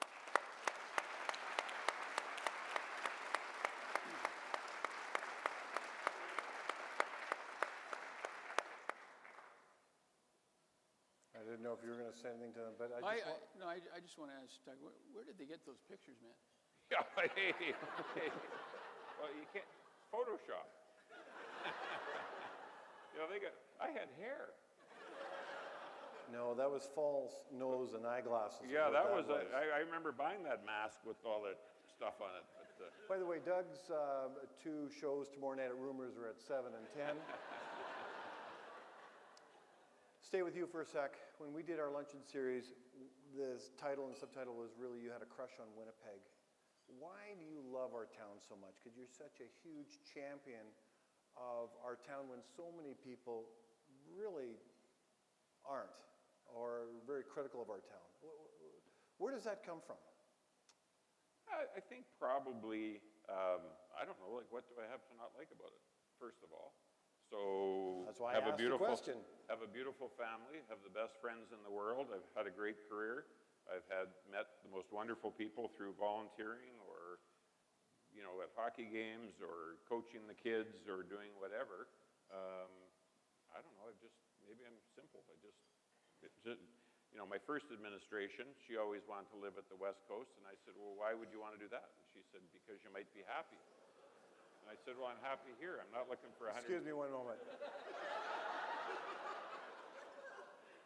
Let me decipher that for you. First wife. Administration, that's a new one for me. And my only wife, I'm still courting Jan.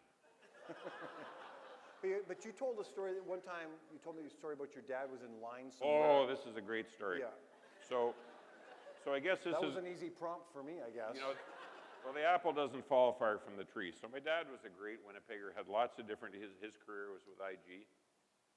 And he had lots of opportunity to move, but this is where his family and his friends were. He just didn't want to leave, and he had a great quality of life, and so we grew up with a great quality of life. And so his brother was turning 80 and lived in Vancouver. And so my dad is 78, his brother is 72, lives in LA, and they are buying liquor at the ICBC. And so they're going through the checkout stand, and my dad has to hand in his credit card or whatever, and driver's license, whatever it was. And the cashier said, oh, you're from Winnipeg, of which place the guy behind my dad in the line says, Winterpeg? Why would anybody live in Winterpeg? And my dad just turned to him and said, because assholes like you don't live there.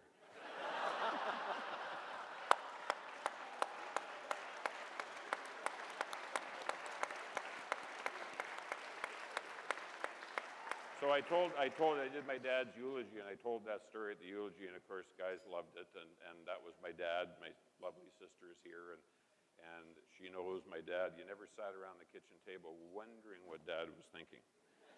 You know, it was right between the eyes, and so we have a friend that we play golf with, Bo Keating, great big guy. He's Harv. I just love that line. I've just been waiting to use it.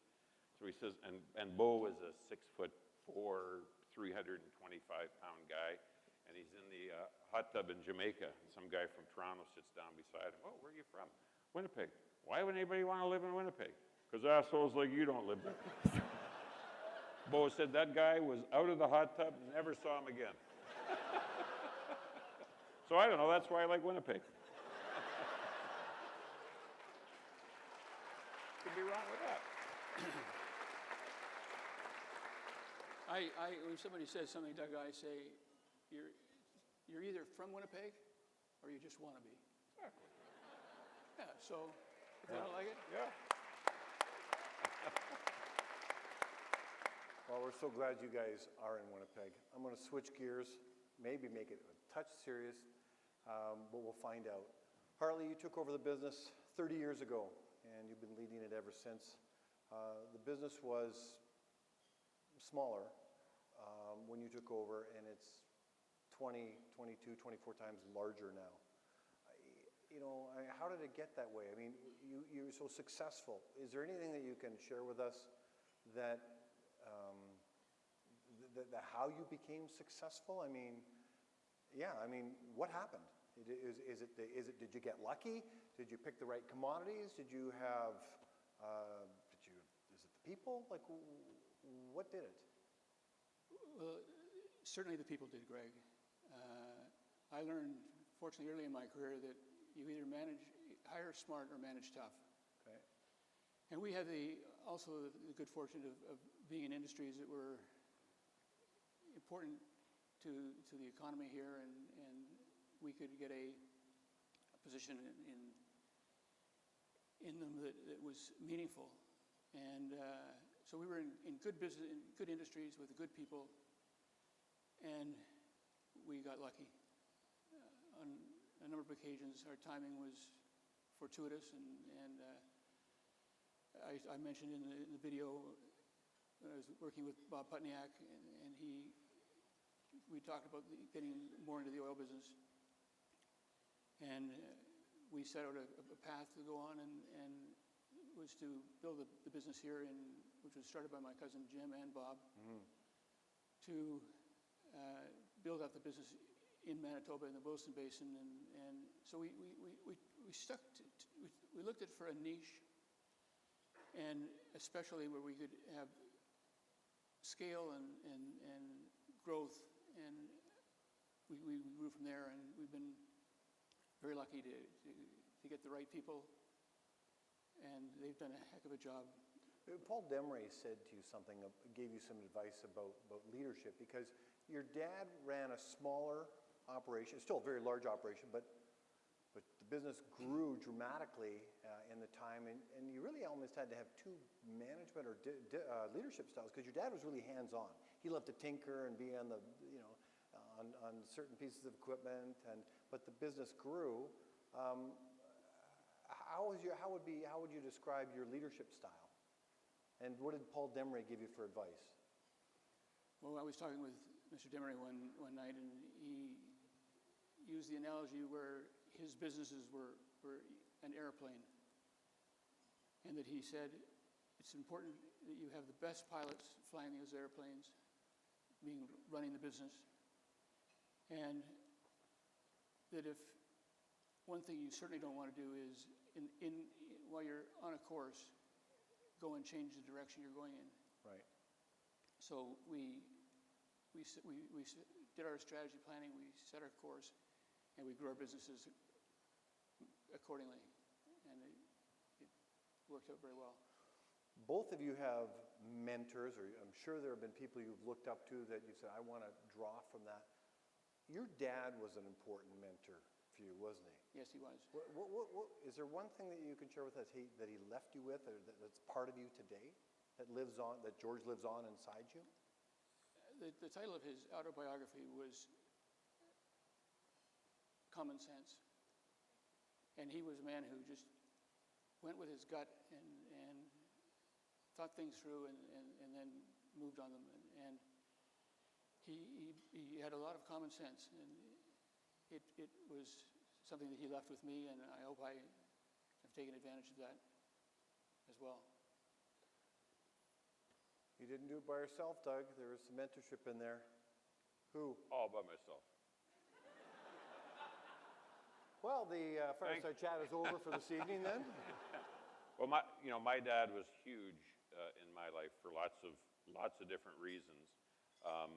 Our mom, my dad lost his dad when he was 15. He had to quit school. He had to start supporting the family. There was 5 kids in the family. And my dad just never, it was all suck it up, Charlie. There was no, my dad never shed a tear for anything. There was just, he had to get the job done, and that's what he instilled in us. And do what you got to do. And probably the sentence that I always remember is, you only get one reputation. And so how do you want to live your life? And he was very clear on that. And so I think of that all the time when I think of him, and he was a no-nonsense, did what he had to do. Our mother suffered from, I guess, mental illness, we would call it today. So my dad was essentially, in many periods of his life, raising 3 kids on a commission job with IG as a financial planner. Never missed a hockey practice, or never missed a hockey game. And then he'd just go and work at nighttime when he had to. And, we kids didn't. Well, it's just what fathers do, right? Well, when you get your own kids, that's not just what fathers do. And so he didn't want any fanfare. He just went about it. He was a great citizen. He was a great father. And he didn't spend a lot of time telling us we were great kids. Yeah, does that apply to your children today? No, they're beautiful. Yeah. But he just Why don't I ask them? But they just got the job done, and buck up, do what has to be done, and just a wonderful mentor. Both of you have been able to really have long-lasting friendships and business relationships. It's not like you're not a bridge burners in any way.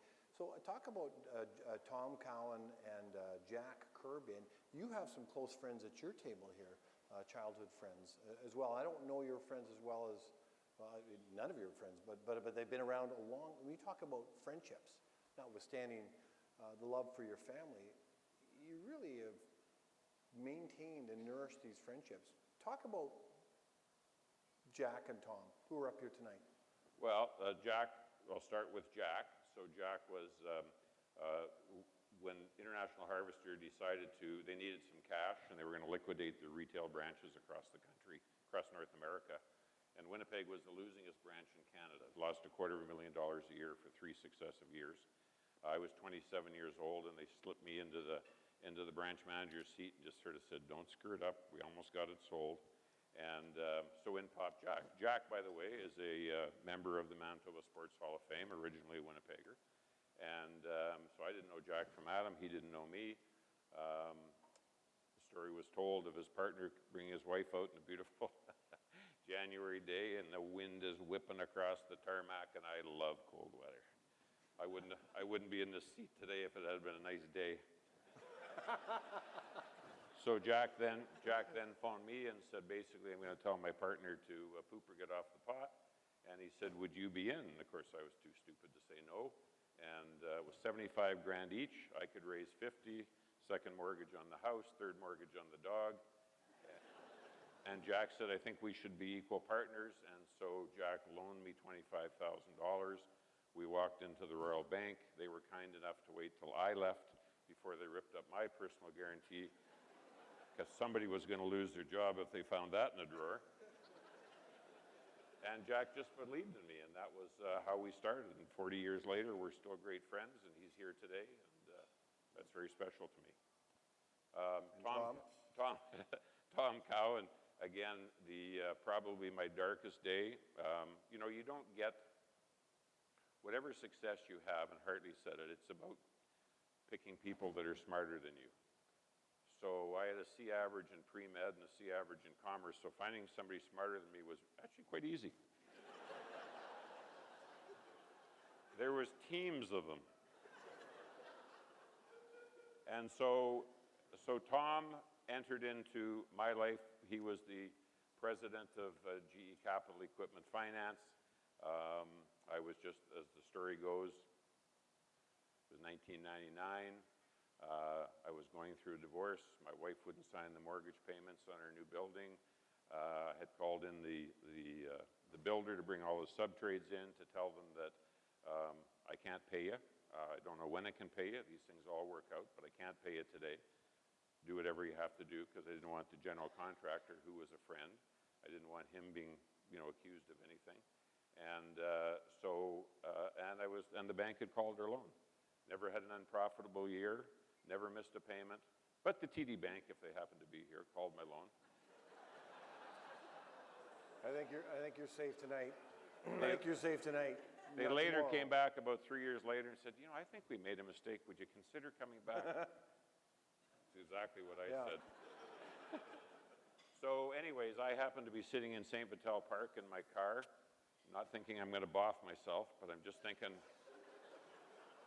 I know this is Okay, hold on. No one was thinking that until you just mentioned it.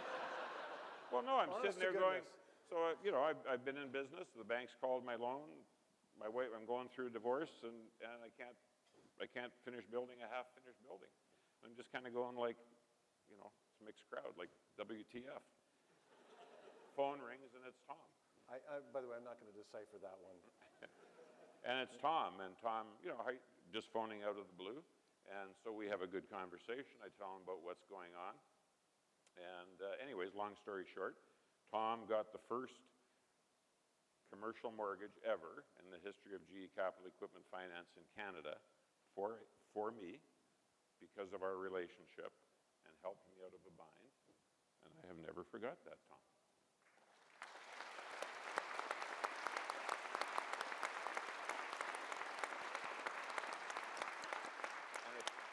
And a quick little anecdotal story, and Tommy and I will laugh. Tom was going through a divorce at the same time I was, but he was about a year ahead of me. And so I'd always phone Tom and say, Tom, what's my July of next year going to be like? And so he'd tell me, I go, I don't know, maybe I'll skip next year. So we had this great personal relationship at the same time. And when I met Jan, and I think my kids have heard the story, so when I met Jan, it was Tom and I sitting on the dock at Lake of the Woods. And I said, Tom, I said, I flew to Denver on Air Canada's first flight. I met this lady. I said, I've got sweaty palms just talking about her. I instantly fell in love. I don't know what I'm supposed to do. And so Tom says, Tom being my friend, says, oh, Harv, he says, phone her. He says, she'll probably go like, Doug who? Like, we met where? And so he phones me a month later, check up on me, and he says, did you ever phone that girl back? And I said, yeah, I did. And he says, what happened? And I said, my worst nightmare. And he said, uh-oh, who knows? I said, my lawyer and my accountant. And 23 years later, it was the best flight I was ever on, the love of my life.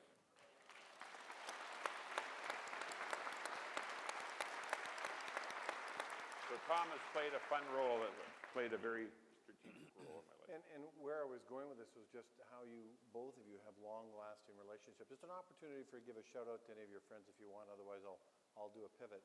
Because you have long-lasting relationships, right back from your childhood days, yes? I do, Greg, and I cherish them, and there are a number of them here tonight, and as there are business colleagues with whom we've grown up together, and they're very important relationships. And so I want to switch gears then. I want to go and talk about the community. There's nothing that happens in this community that doesn't come across your desk or that you haven't been involved in. I mean, it's really too numerous to mention, but I'll mention a couple of them. I mentioned in the intro that the Trans-Canada Trail, the Assiniboine Park, Museum of Human Rights you've been involved with, the Millennial Center. Those are some that come to mind. The one that you're working on right now, I think you're winding down the Leaf. Before I go there, why is the community so important to you? Like you were drawn to it, and you're not a person that says no very often, are you? well, I've been told by my family that I don't say no enough. But I was speaking earlier of my grandmother, and she instilled in us, her legacy to us was to believe that to whomsoever much is given, much is also required. Right. And so we just, between my parents and my immediate family and the extended family and people in the business and not in the business, we just really believed that you needed to give back to the community where the men and women lived and worked. And I guess I just must have felt it was important to the people who went ahead of me, and I should carry it on. And I just think it's critical for business to be aware of the needs of the community and support it. And I'm proud to do that. And I'm proud to work with people like Doug on these projects, and that's one of the greatest enjoyments that I get is to work with them on making the community better. You just got a compliment from Goliath. I'll take it. One of the projects you're working on or you're winding down on is the Leaf at the Assiniboine Park. Any update on that? You say, we were talking, well, you said it's really beautiful. What are we going to see in there? Any comments on that? Oh, I wish I could bring some pictures. But it's going to be spectacular. It's going to absolutely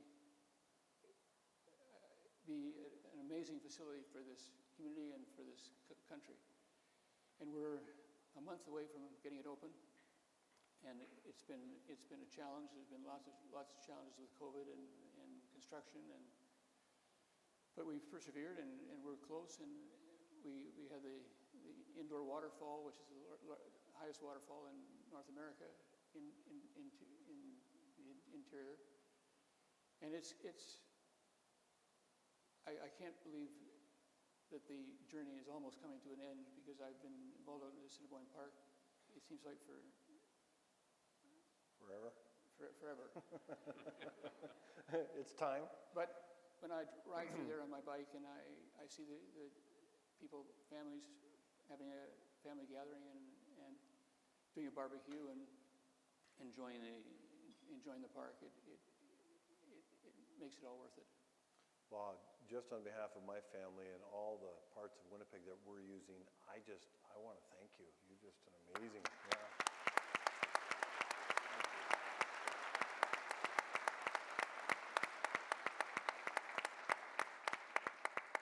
Now, we can't speak. You want to say something? No, just Doug, in case you forgot the name. Oh, where were we, Hartley? We could talk. I could talk all evening with you, but I want to switch to something maybe a bit more serious. I know you're more at the tail end of your careers than at the beginning, but I'm sure you can run your businesses for as long as you want. And there's business people in this room that probably would be interested in what kind of succession planning that you're looking at your business. Now, I know in your history, Hartley, that James A. passed away, Muriel took over, so there was no real process. Muriel retired, and then your dad and uncle took over, and then your uncle went into politics, and your dad took over. So there's no kind of real process there. And then when it was time for that next generation, you went through a process, and that was 30 years later. At some point in time, you're going to transition out, both of you, actually. Maybe, but you own you can stay as long as you want. I'll start with you. What do you have what infrastructure or process do you have in place inside the organization that talks about your succession plan? Well, we could spend the rest of the evening here, Greg, talking about this, but it's something that we are very focused on in our family business. My cousin Carolyn, who was 22 years as chair of the board and recently retired, and I and others started working on this 20 years ago, and by having family conferences every 2 years to teach the next generation about the business and about the people and about what they were going to take over one day. And we've gone from there to where we got together and they played games and kind of just got to know each other to learning more about the business. And we've engaged outside assistance in structuring a process for succession. And it's going very well. We've had observer director programs at all of our companies for our shareholders, and they've taken the opportunity to learn more about the business. And the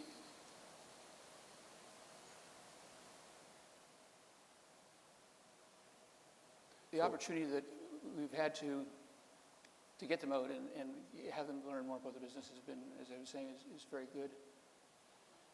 And I don't know when you say Doug and I are not in the top of the fourth. What did he say, Doug? Something like that.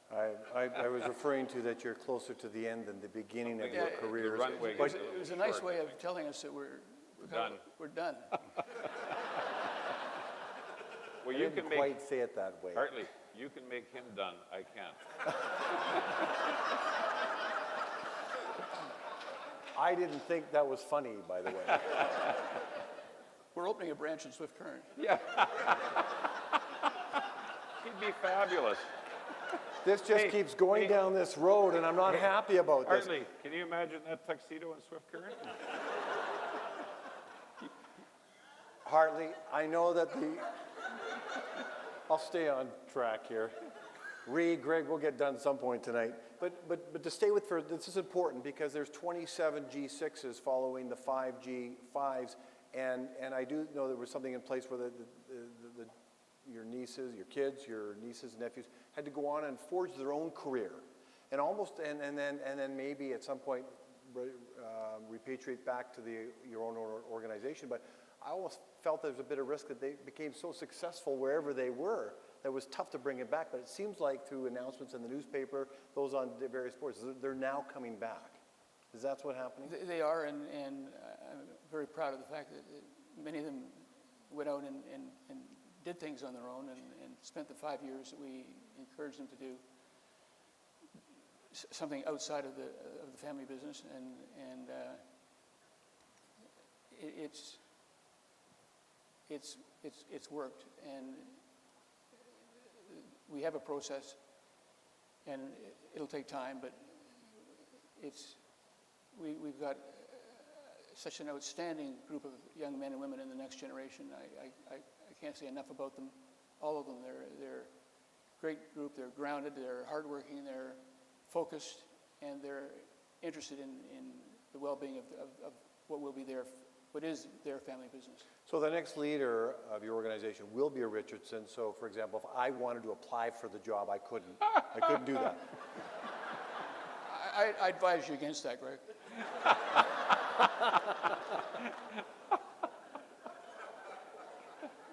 Great straight man, Beebs. Great straight man.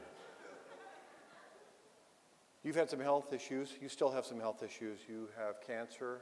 You are fighting your cancer. You have the wrong kind of prostate cancer that, if not managed properly, can get away on you. And we don't like the outcome of that. We've talked about it. We've even had a fireside chat about it. So maybe in sort of a segue about succession planning for you, because you're still on G1. I know there's G2, G3, but what kind of succession, God forbid, if something happened to you tomorrow morning and you didn't wake up, what's in place for you? And then maybe touch a bit on the cancer, because I have a question. Maybe you can answer this question as well. If I got cancer, what advice would you say to me? So let's start with succession planning, and then let's loop back into the cancer. So we started about 5 years ago. Actually, I had a 10% partner who got ALS, and I got cancer about the same time. Cliff is no longer with us. So we had luckily started down that path and got insurances in place and whatnot. So we have a family. So I've gone to people like Hartley and a number of people in the community to sort of find out best practices. Because I think businesses like ours, I always said if Winnipeg had 10 more Richardsons, we'd have an unbelievable city. And so I'm not even pretending. Remember, let's go back to the elephant and the fly, okay? But I just think our businesses are important to the community. When you've made money, it's yours to, if you want to sell the company, obviously that's completely your prerogative. But I've always preached that I'd like this to go to the next generation. I'd like it to, because I think when we sell to somebody in Calgary or Toronto or Chicago, the good jobs are gone. Culture's gone. Culture's gone. Many of the jobs, good and bad, are gone. So I've always wanted this to go on to the next generation, but I've told the kids I won't manage from the grave. If you want to sell it when I'm gone, that's your prerogative. But we've spent about the last 5 years, we have quarterly family meetings. We have one at the end of November where we talk about succession, where we have the financial planners come in and they go through Jan's will and my will, and so that everybody knows exactly what happens, what the expectations are. And then this last Christmas, I got thinking, because the kids they're not kids, they're wonderful young adults, but, they're giving you the nod, and there's a bunch of people they don't know that well in the room. So I took each one of them out individually, and I had a list of 7 questions to ask them. The 2 main ones were, if I get hit by a bus tomorrow, who runs the company? And they were unanimous in it being Troy, front row seat.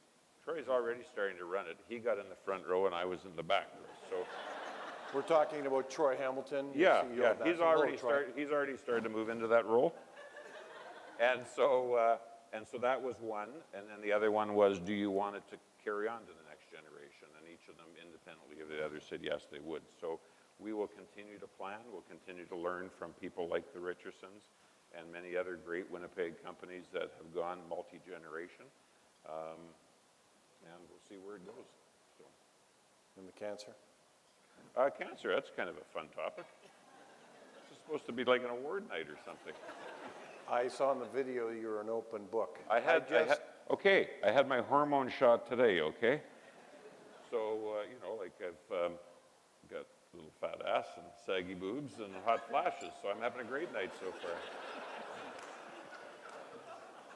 But, what are you supposed to do? You're told, none of us are getting out alive. It's a little bit like Russian roulette. We just don't know how and when. But when you hear the word cancer, it is something that you kind of go, wow, is this it? But you soon realize, and I had the great privilege of being involved with Cancer Care Foundation, and I got absolutely wonderful care. I actually got overserved at Cancer Care because I was, raising a bit of dough for them.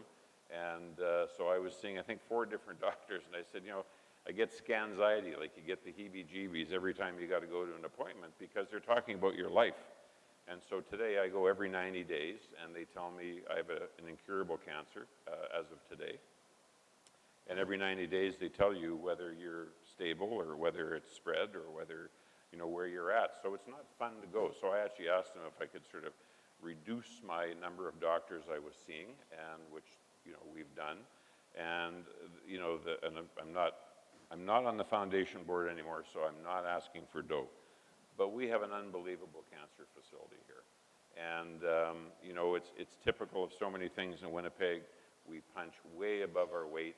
And the first thing I would tell anybody is, rest assured you are going to get wonderful care. Unfortunately, they're in big demand because cancer's, if it's not an epidemic, it runs rampant, right? And so they are second to none. And I would get friends that say, well, why don't you go to the States? Why don't you go here? I said, what am I going to go to the States? Like drive around and pop into different cities and see about my cancer? Like, I just said, hey, I said to my doctor, treat me as if I was your father. You liked your dad, didn't you? Okay, we got that straight. And treat me like as if I was your father. And do what you would do to him, what you would recommend, and then be perfectly honest with me. If there's something that we don't provide in Manitoba that I could get somewhere else that would enhance my life, just tell me. But it's really quite amazing that I got to know the Chief Medical Officer, Piotr Tchaikovsky, quite well at Cancer Care. And friends are wonderful. And so, you're always getting these calls from people saying, and they're doing it because they give a shit about you, they care about you. And that's huge, right?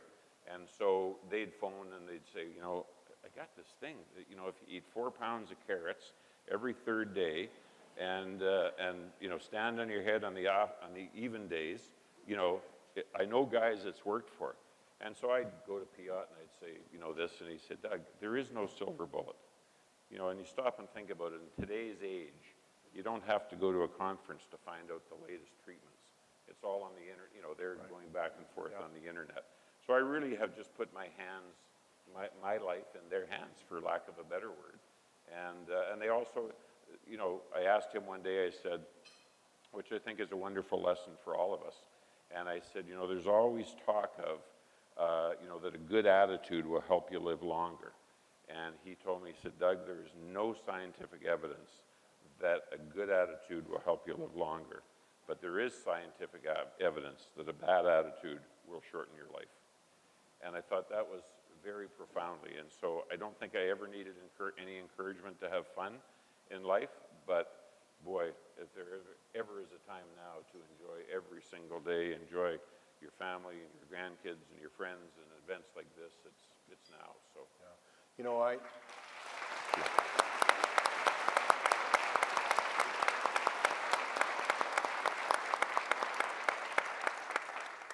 I turn to Doug because the last 6 months I'm getting a communique a month from friends or some family that they're developing cancer, and I said, what do you say to them? And you came up with a 12-point email with their great poignant points, and if anybody ever comes across that, you should ask Doug for that because it's excellent. And just one final question, and then we're going to go into just sort of a neat, fun part to finish off the evening.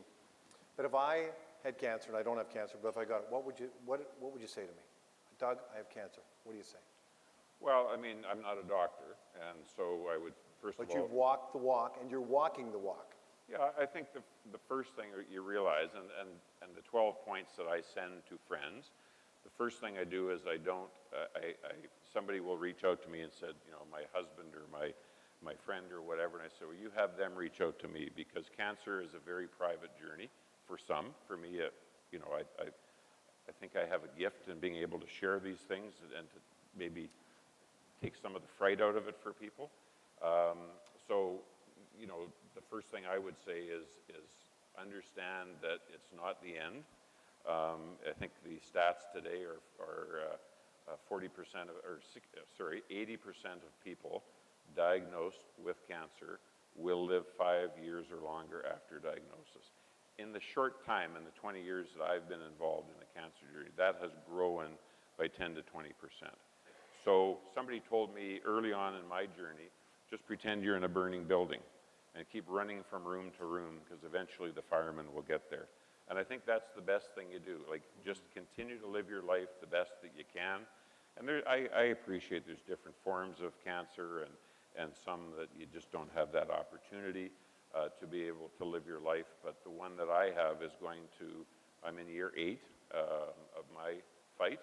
And you just keep living every day to the fullest and put your hands, trust the people that you're going to see. There's no point in, I don't go on Google, I don't go on the internet, I don't try and compare myself to, oh, you had the same thing. Well, how was it? You know, your weight's different, your height's different, your type of cancer is different. It's your journey, and treat it accordingly. If you don't want to talk about it, don't talk about it. You don't want to answer the phone, don't answer the phone. But it's your journey, and you can very safely put your trust. I mean, you think of the guys at Cancer Care, like, Christ, I went to school for 4 years. They went to school for what? 16 years? Yeah. Like, they're smart, and they care, and they're compassionate, and they're just, we're very blessed here in Winnipeg. Well, good luck, and all the best for another 8 years, and another 8 years, and another 8 years after that in your journey. Thank you.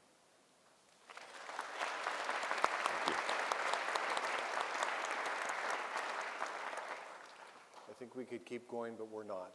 We're going to pivot. I'm going to pivot, and we're going to do something that I incorporated in the luncheon series that I put on. I do 10 rapid fire questions, but I'm actually going to modify it given my guests, and they're not going to be rapid fire, and they're 2 different styles. And so I'm going to give 10 straightforward, 10 questions for Doug, and I'm going to give 10 would you rather questions for Hartley, and I'm going to go back and forth. I have no idea what they're going to say. It's up to them, and I'm going to go Doug, Hartley, we'll do that 10 times. And I'm not really going to quip back and forth, but if you want to expand on it, that's completely up to you. So 10 questions for Doug Harvey, starting with the first one, and then over to Hartley for the would you rather. And here we go. Doug, in one word, how would you describe yourself? Fun. Hartley,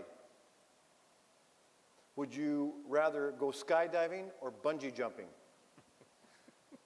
Skydiving. Doug, what is your favorite word? Shit. I'll make a note to myself not to include this question ever again.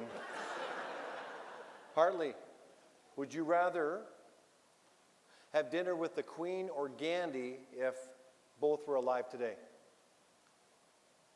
I think the Queen. You met the Queen.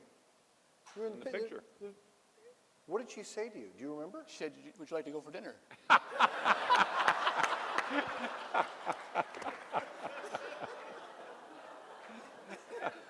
And what did you say? But of course. Doug, question number 3. What is your least favorite word? Oh. You missed supper. That's probably a few words, but. Hartley, would you rather give up ice cream or give up pizza? Ooh. Pizza. Doug, number 4. Who would you be if you lost it all? Who would I be? Doug Harvey. Hartley. Hartley, would you rather be super fast or super strong? You might need to get away. I'd be super fast. Okay. 5. Question 5 for Doug. What is one belief you would want your children to carry on from you? One belief. You won the Lucky Sperm Contest. I won the Lucky Sperm Contest. Give unto others. Do unto others. as you would be expected to do. Did you guys get all that? They might have heard it before. Hartley, would you rather be a singer who makes one amazing album or 3 pretty good albums? No, one shaken, good album. Okay. Okay. Doug, what is one word of advice you would give someone starting out in the business world? There's going to be ups and there's going to be downs. And try and keep an even keel and have fun. Don't take yourself too seriously, and there will be an end. Hopefully a good one. Joseph, Andre, you got that? Hartley, would you rather go hunting or go fishing? I think I'd rather go hunting. Your dad was a hunter, wasn't he? He was a very keen hunter. Doug, if you could decide on one last meal before you died, what would it be? Well, I'd never decide on one last meal. Well, I was a huge Collectuses fan, but I'd probably be going to the Whip or VJ's for double cheeseburger, fries, strawberry shake. Could you be a little more specific? No, I couldn't be. Hartley, number 7. Would you rather always be slightly too warm or slightly too cold? Well, we've talked a bit about the weather tonight here in Winnipeg, so I think I'd sooner be a little bit too warm. Doug, number 8. What profession other than your own would you have liked to attempt? You know the answer to that. This is. I was going to caution our crowd tonight. He'd asked me that before I gave him the answer. Why is he asking me again? You're still feeling if you feel It's the same just, way. I just can't unsee that visual. This is what's happening up here. This loop.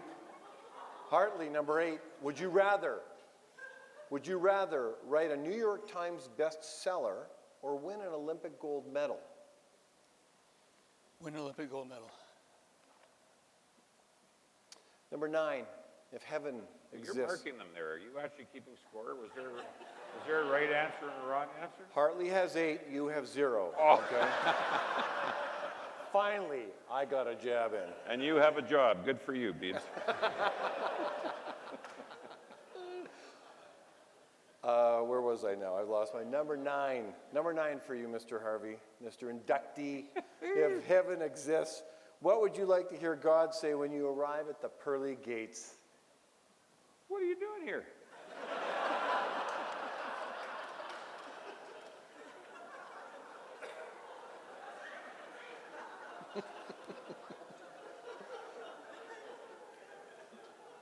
Number 9, Hartley. Would you rather have the good news first or the bad news first? The bad news first. You'll always find you'll always hear about the good news. That's true. Actually, it's very true. Last one for you. Doug Harvey, 2002 inductee. What do you know? 2022. Scott Gillum. Scott Gillum. I pronounced his name. I'm sorry, Mayor. Your worship, Pastor Gillingham. Sorry about that. Now, This is a non-paying job, Scott, so you get what you pay for. Back to the question. There's a pause here, okay? What do you know, Doug? There's the pause. For sure. I'm going to have another cheeseburger shortly, for one. And, life is like Russian roulette. None of us are getting out alive. We just don't know how and when. Hartley, the last one. Would you rather be considered a fighter or would you rather be considered a lover? Can I choose both? Yes. Then I choose both.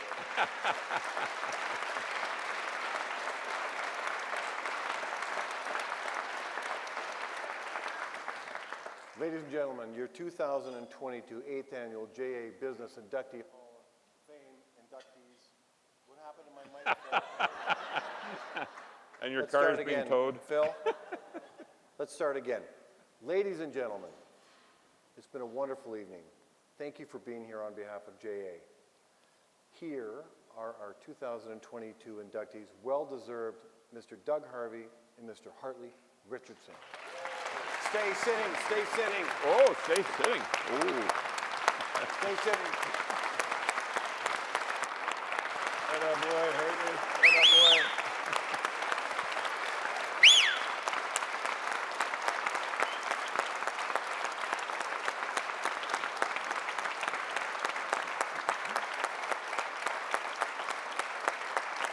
Oh, sit down, you guys. I believe we're going to have some music in the background. Enjoy the fellowship. Stay as long as you want. The official 8th annual is complete. We'll see some of you next year. Cheers. Thanks, Bede. Thanks, buddy. Hey. Why would you ask it? You knew I was coming. You did such a great job. You did such a great job. Hey, you know it's nerve-wracking? Hey, buddy. Way to go. Proud to be with you. I am so proud to be with you. You guys are fucking amazing. I don't think my mic's on anymore. Oh, yeah. Yeah, people are going, what did he say? Yeah. You did a really good job, you Well, guys. you led us well, Beebs. Oh, yeah, but you just ran Oh, with it. stop it. And it was a good balancing act. It was really Oh, good. you did great. It was great. It was a lot of fun and just great night. Great night. Is it on? So I better take him off just in case. Oh.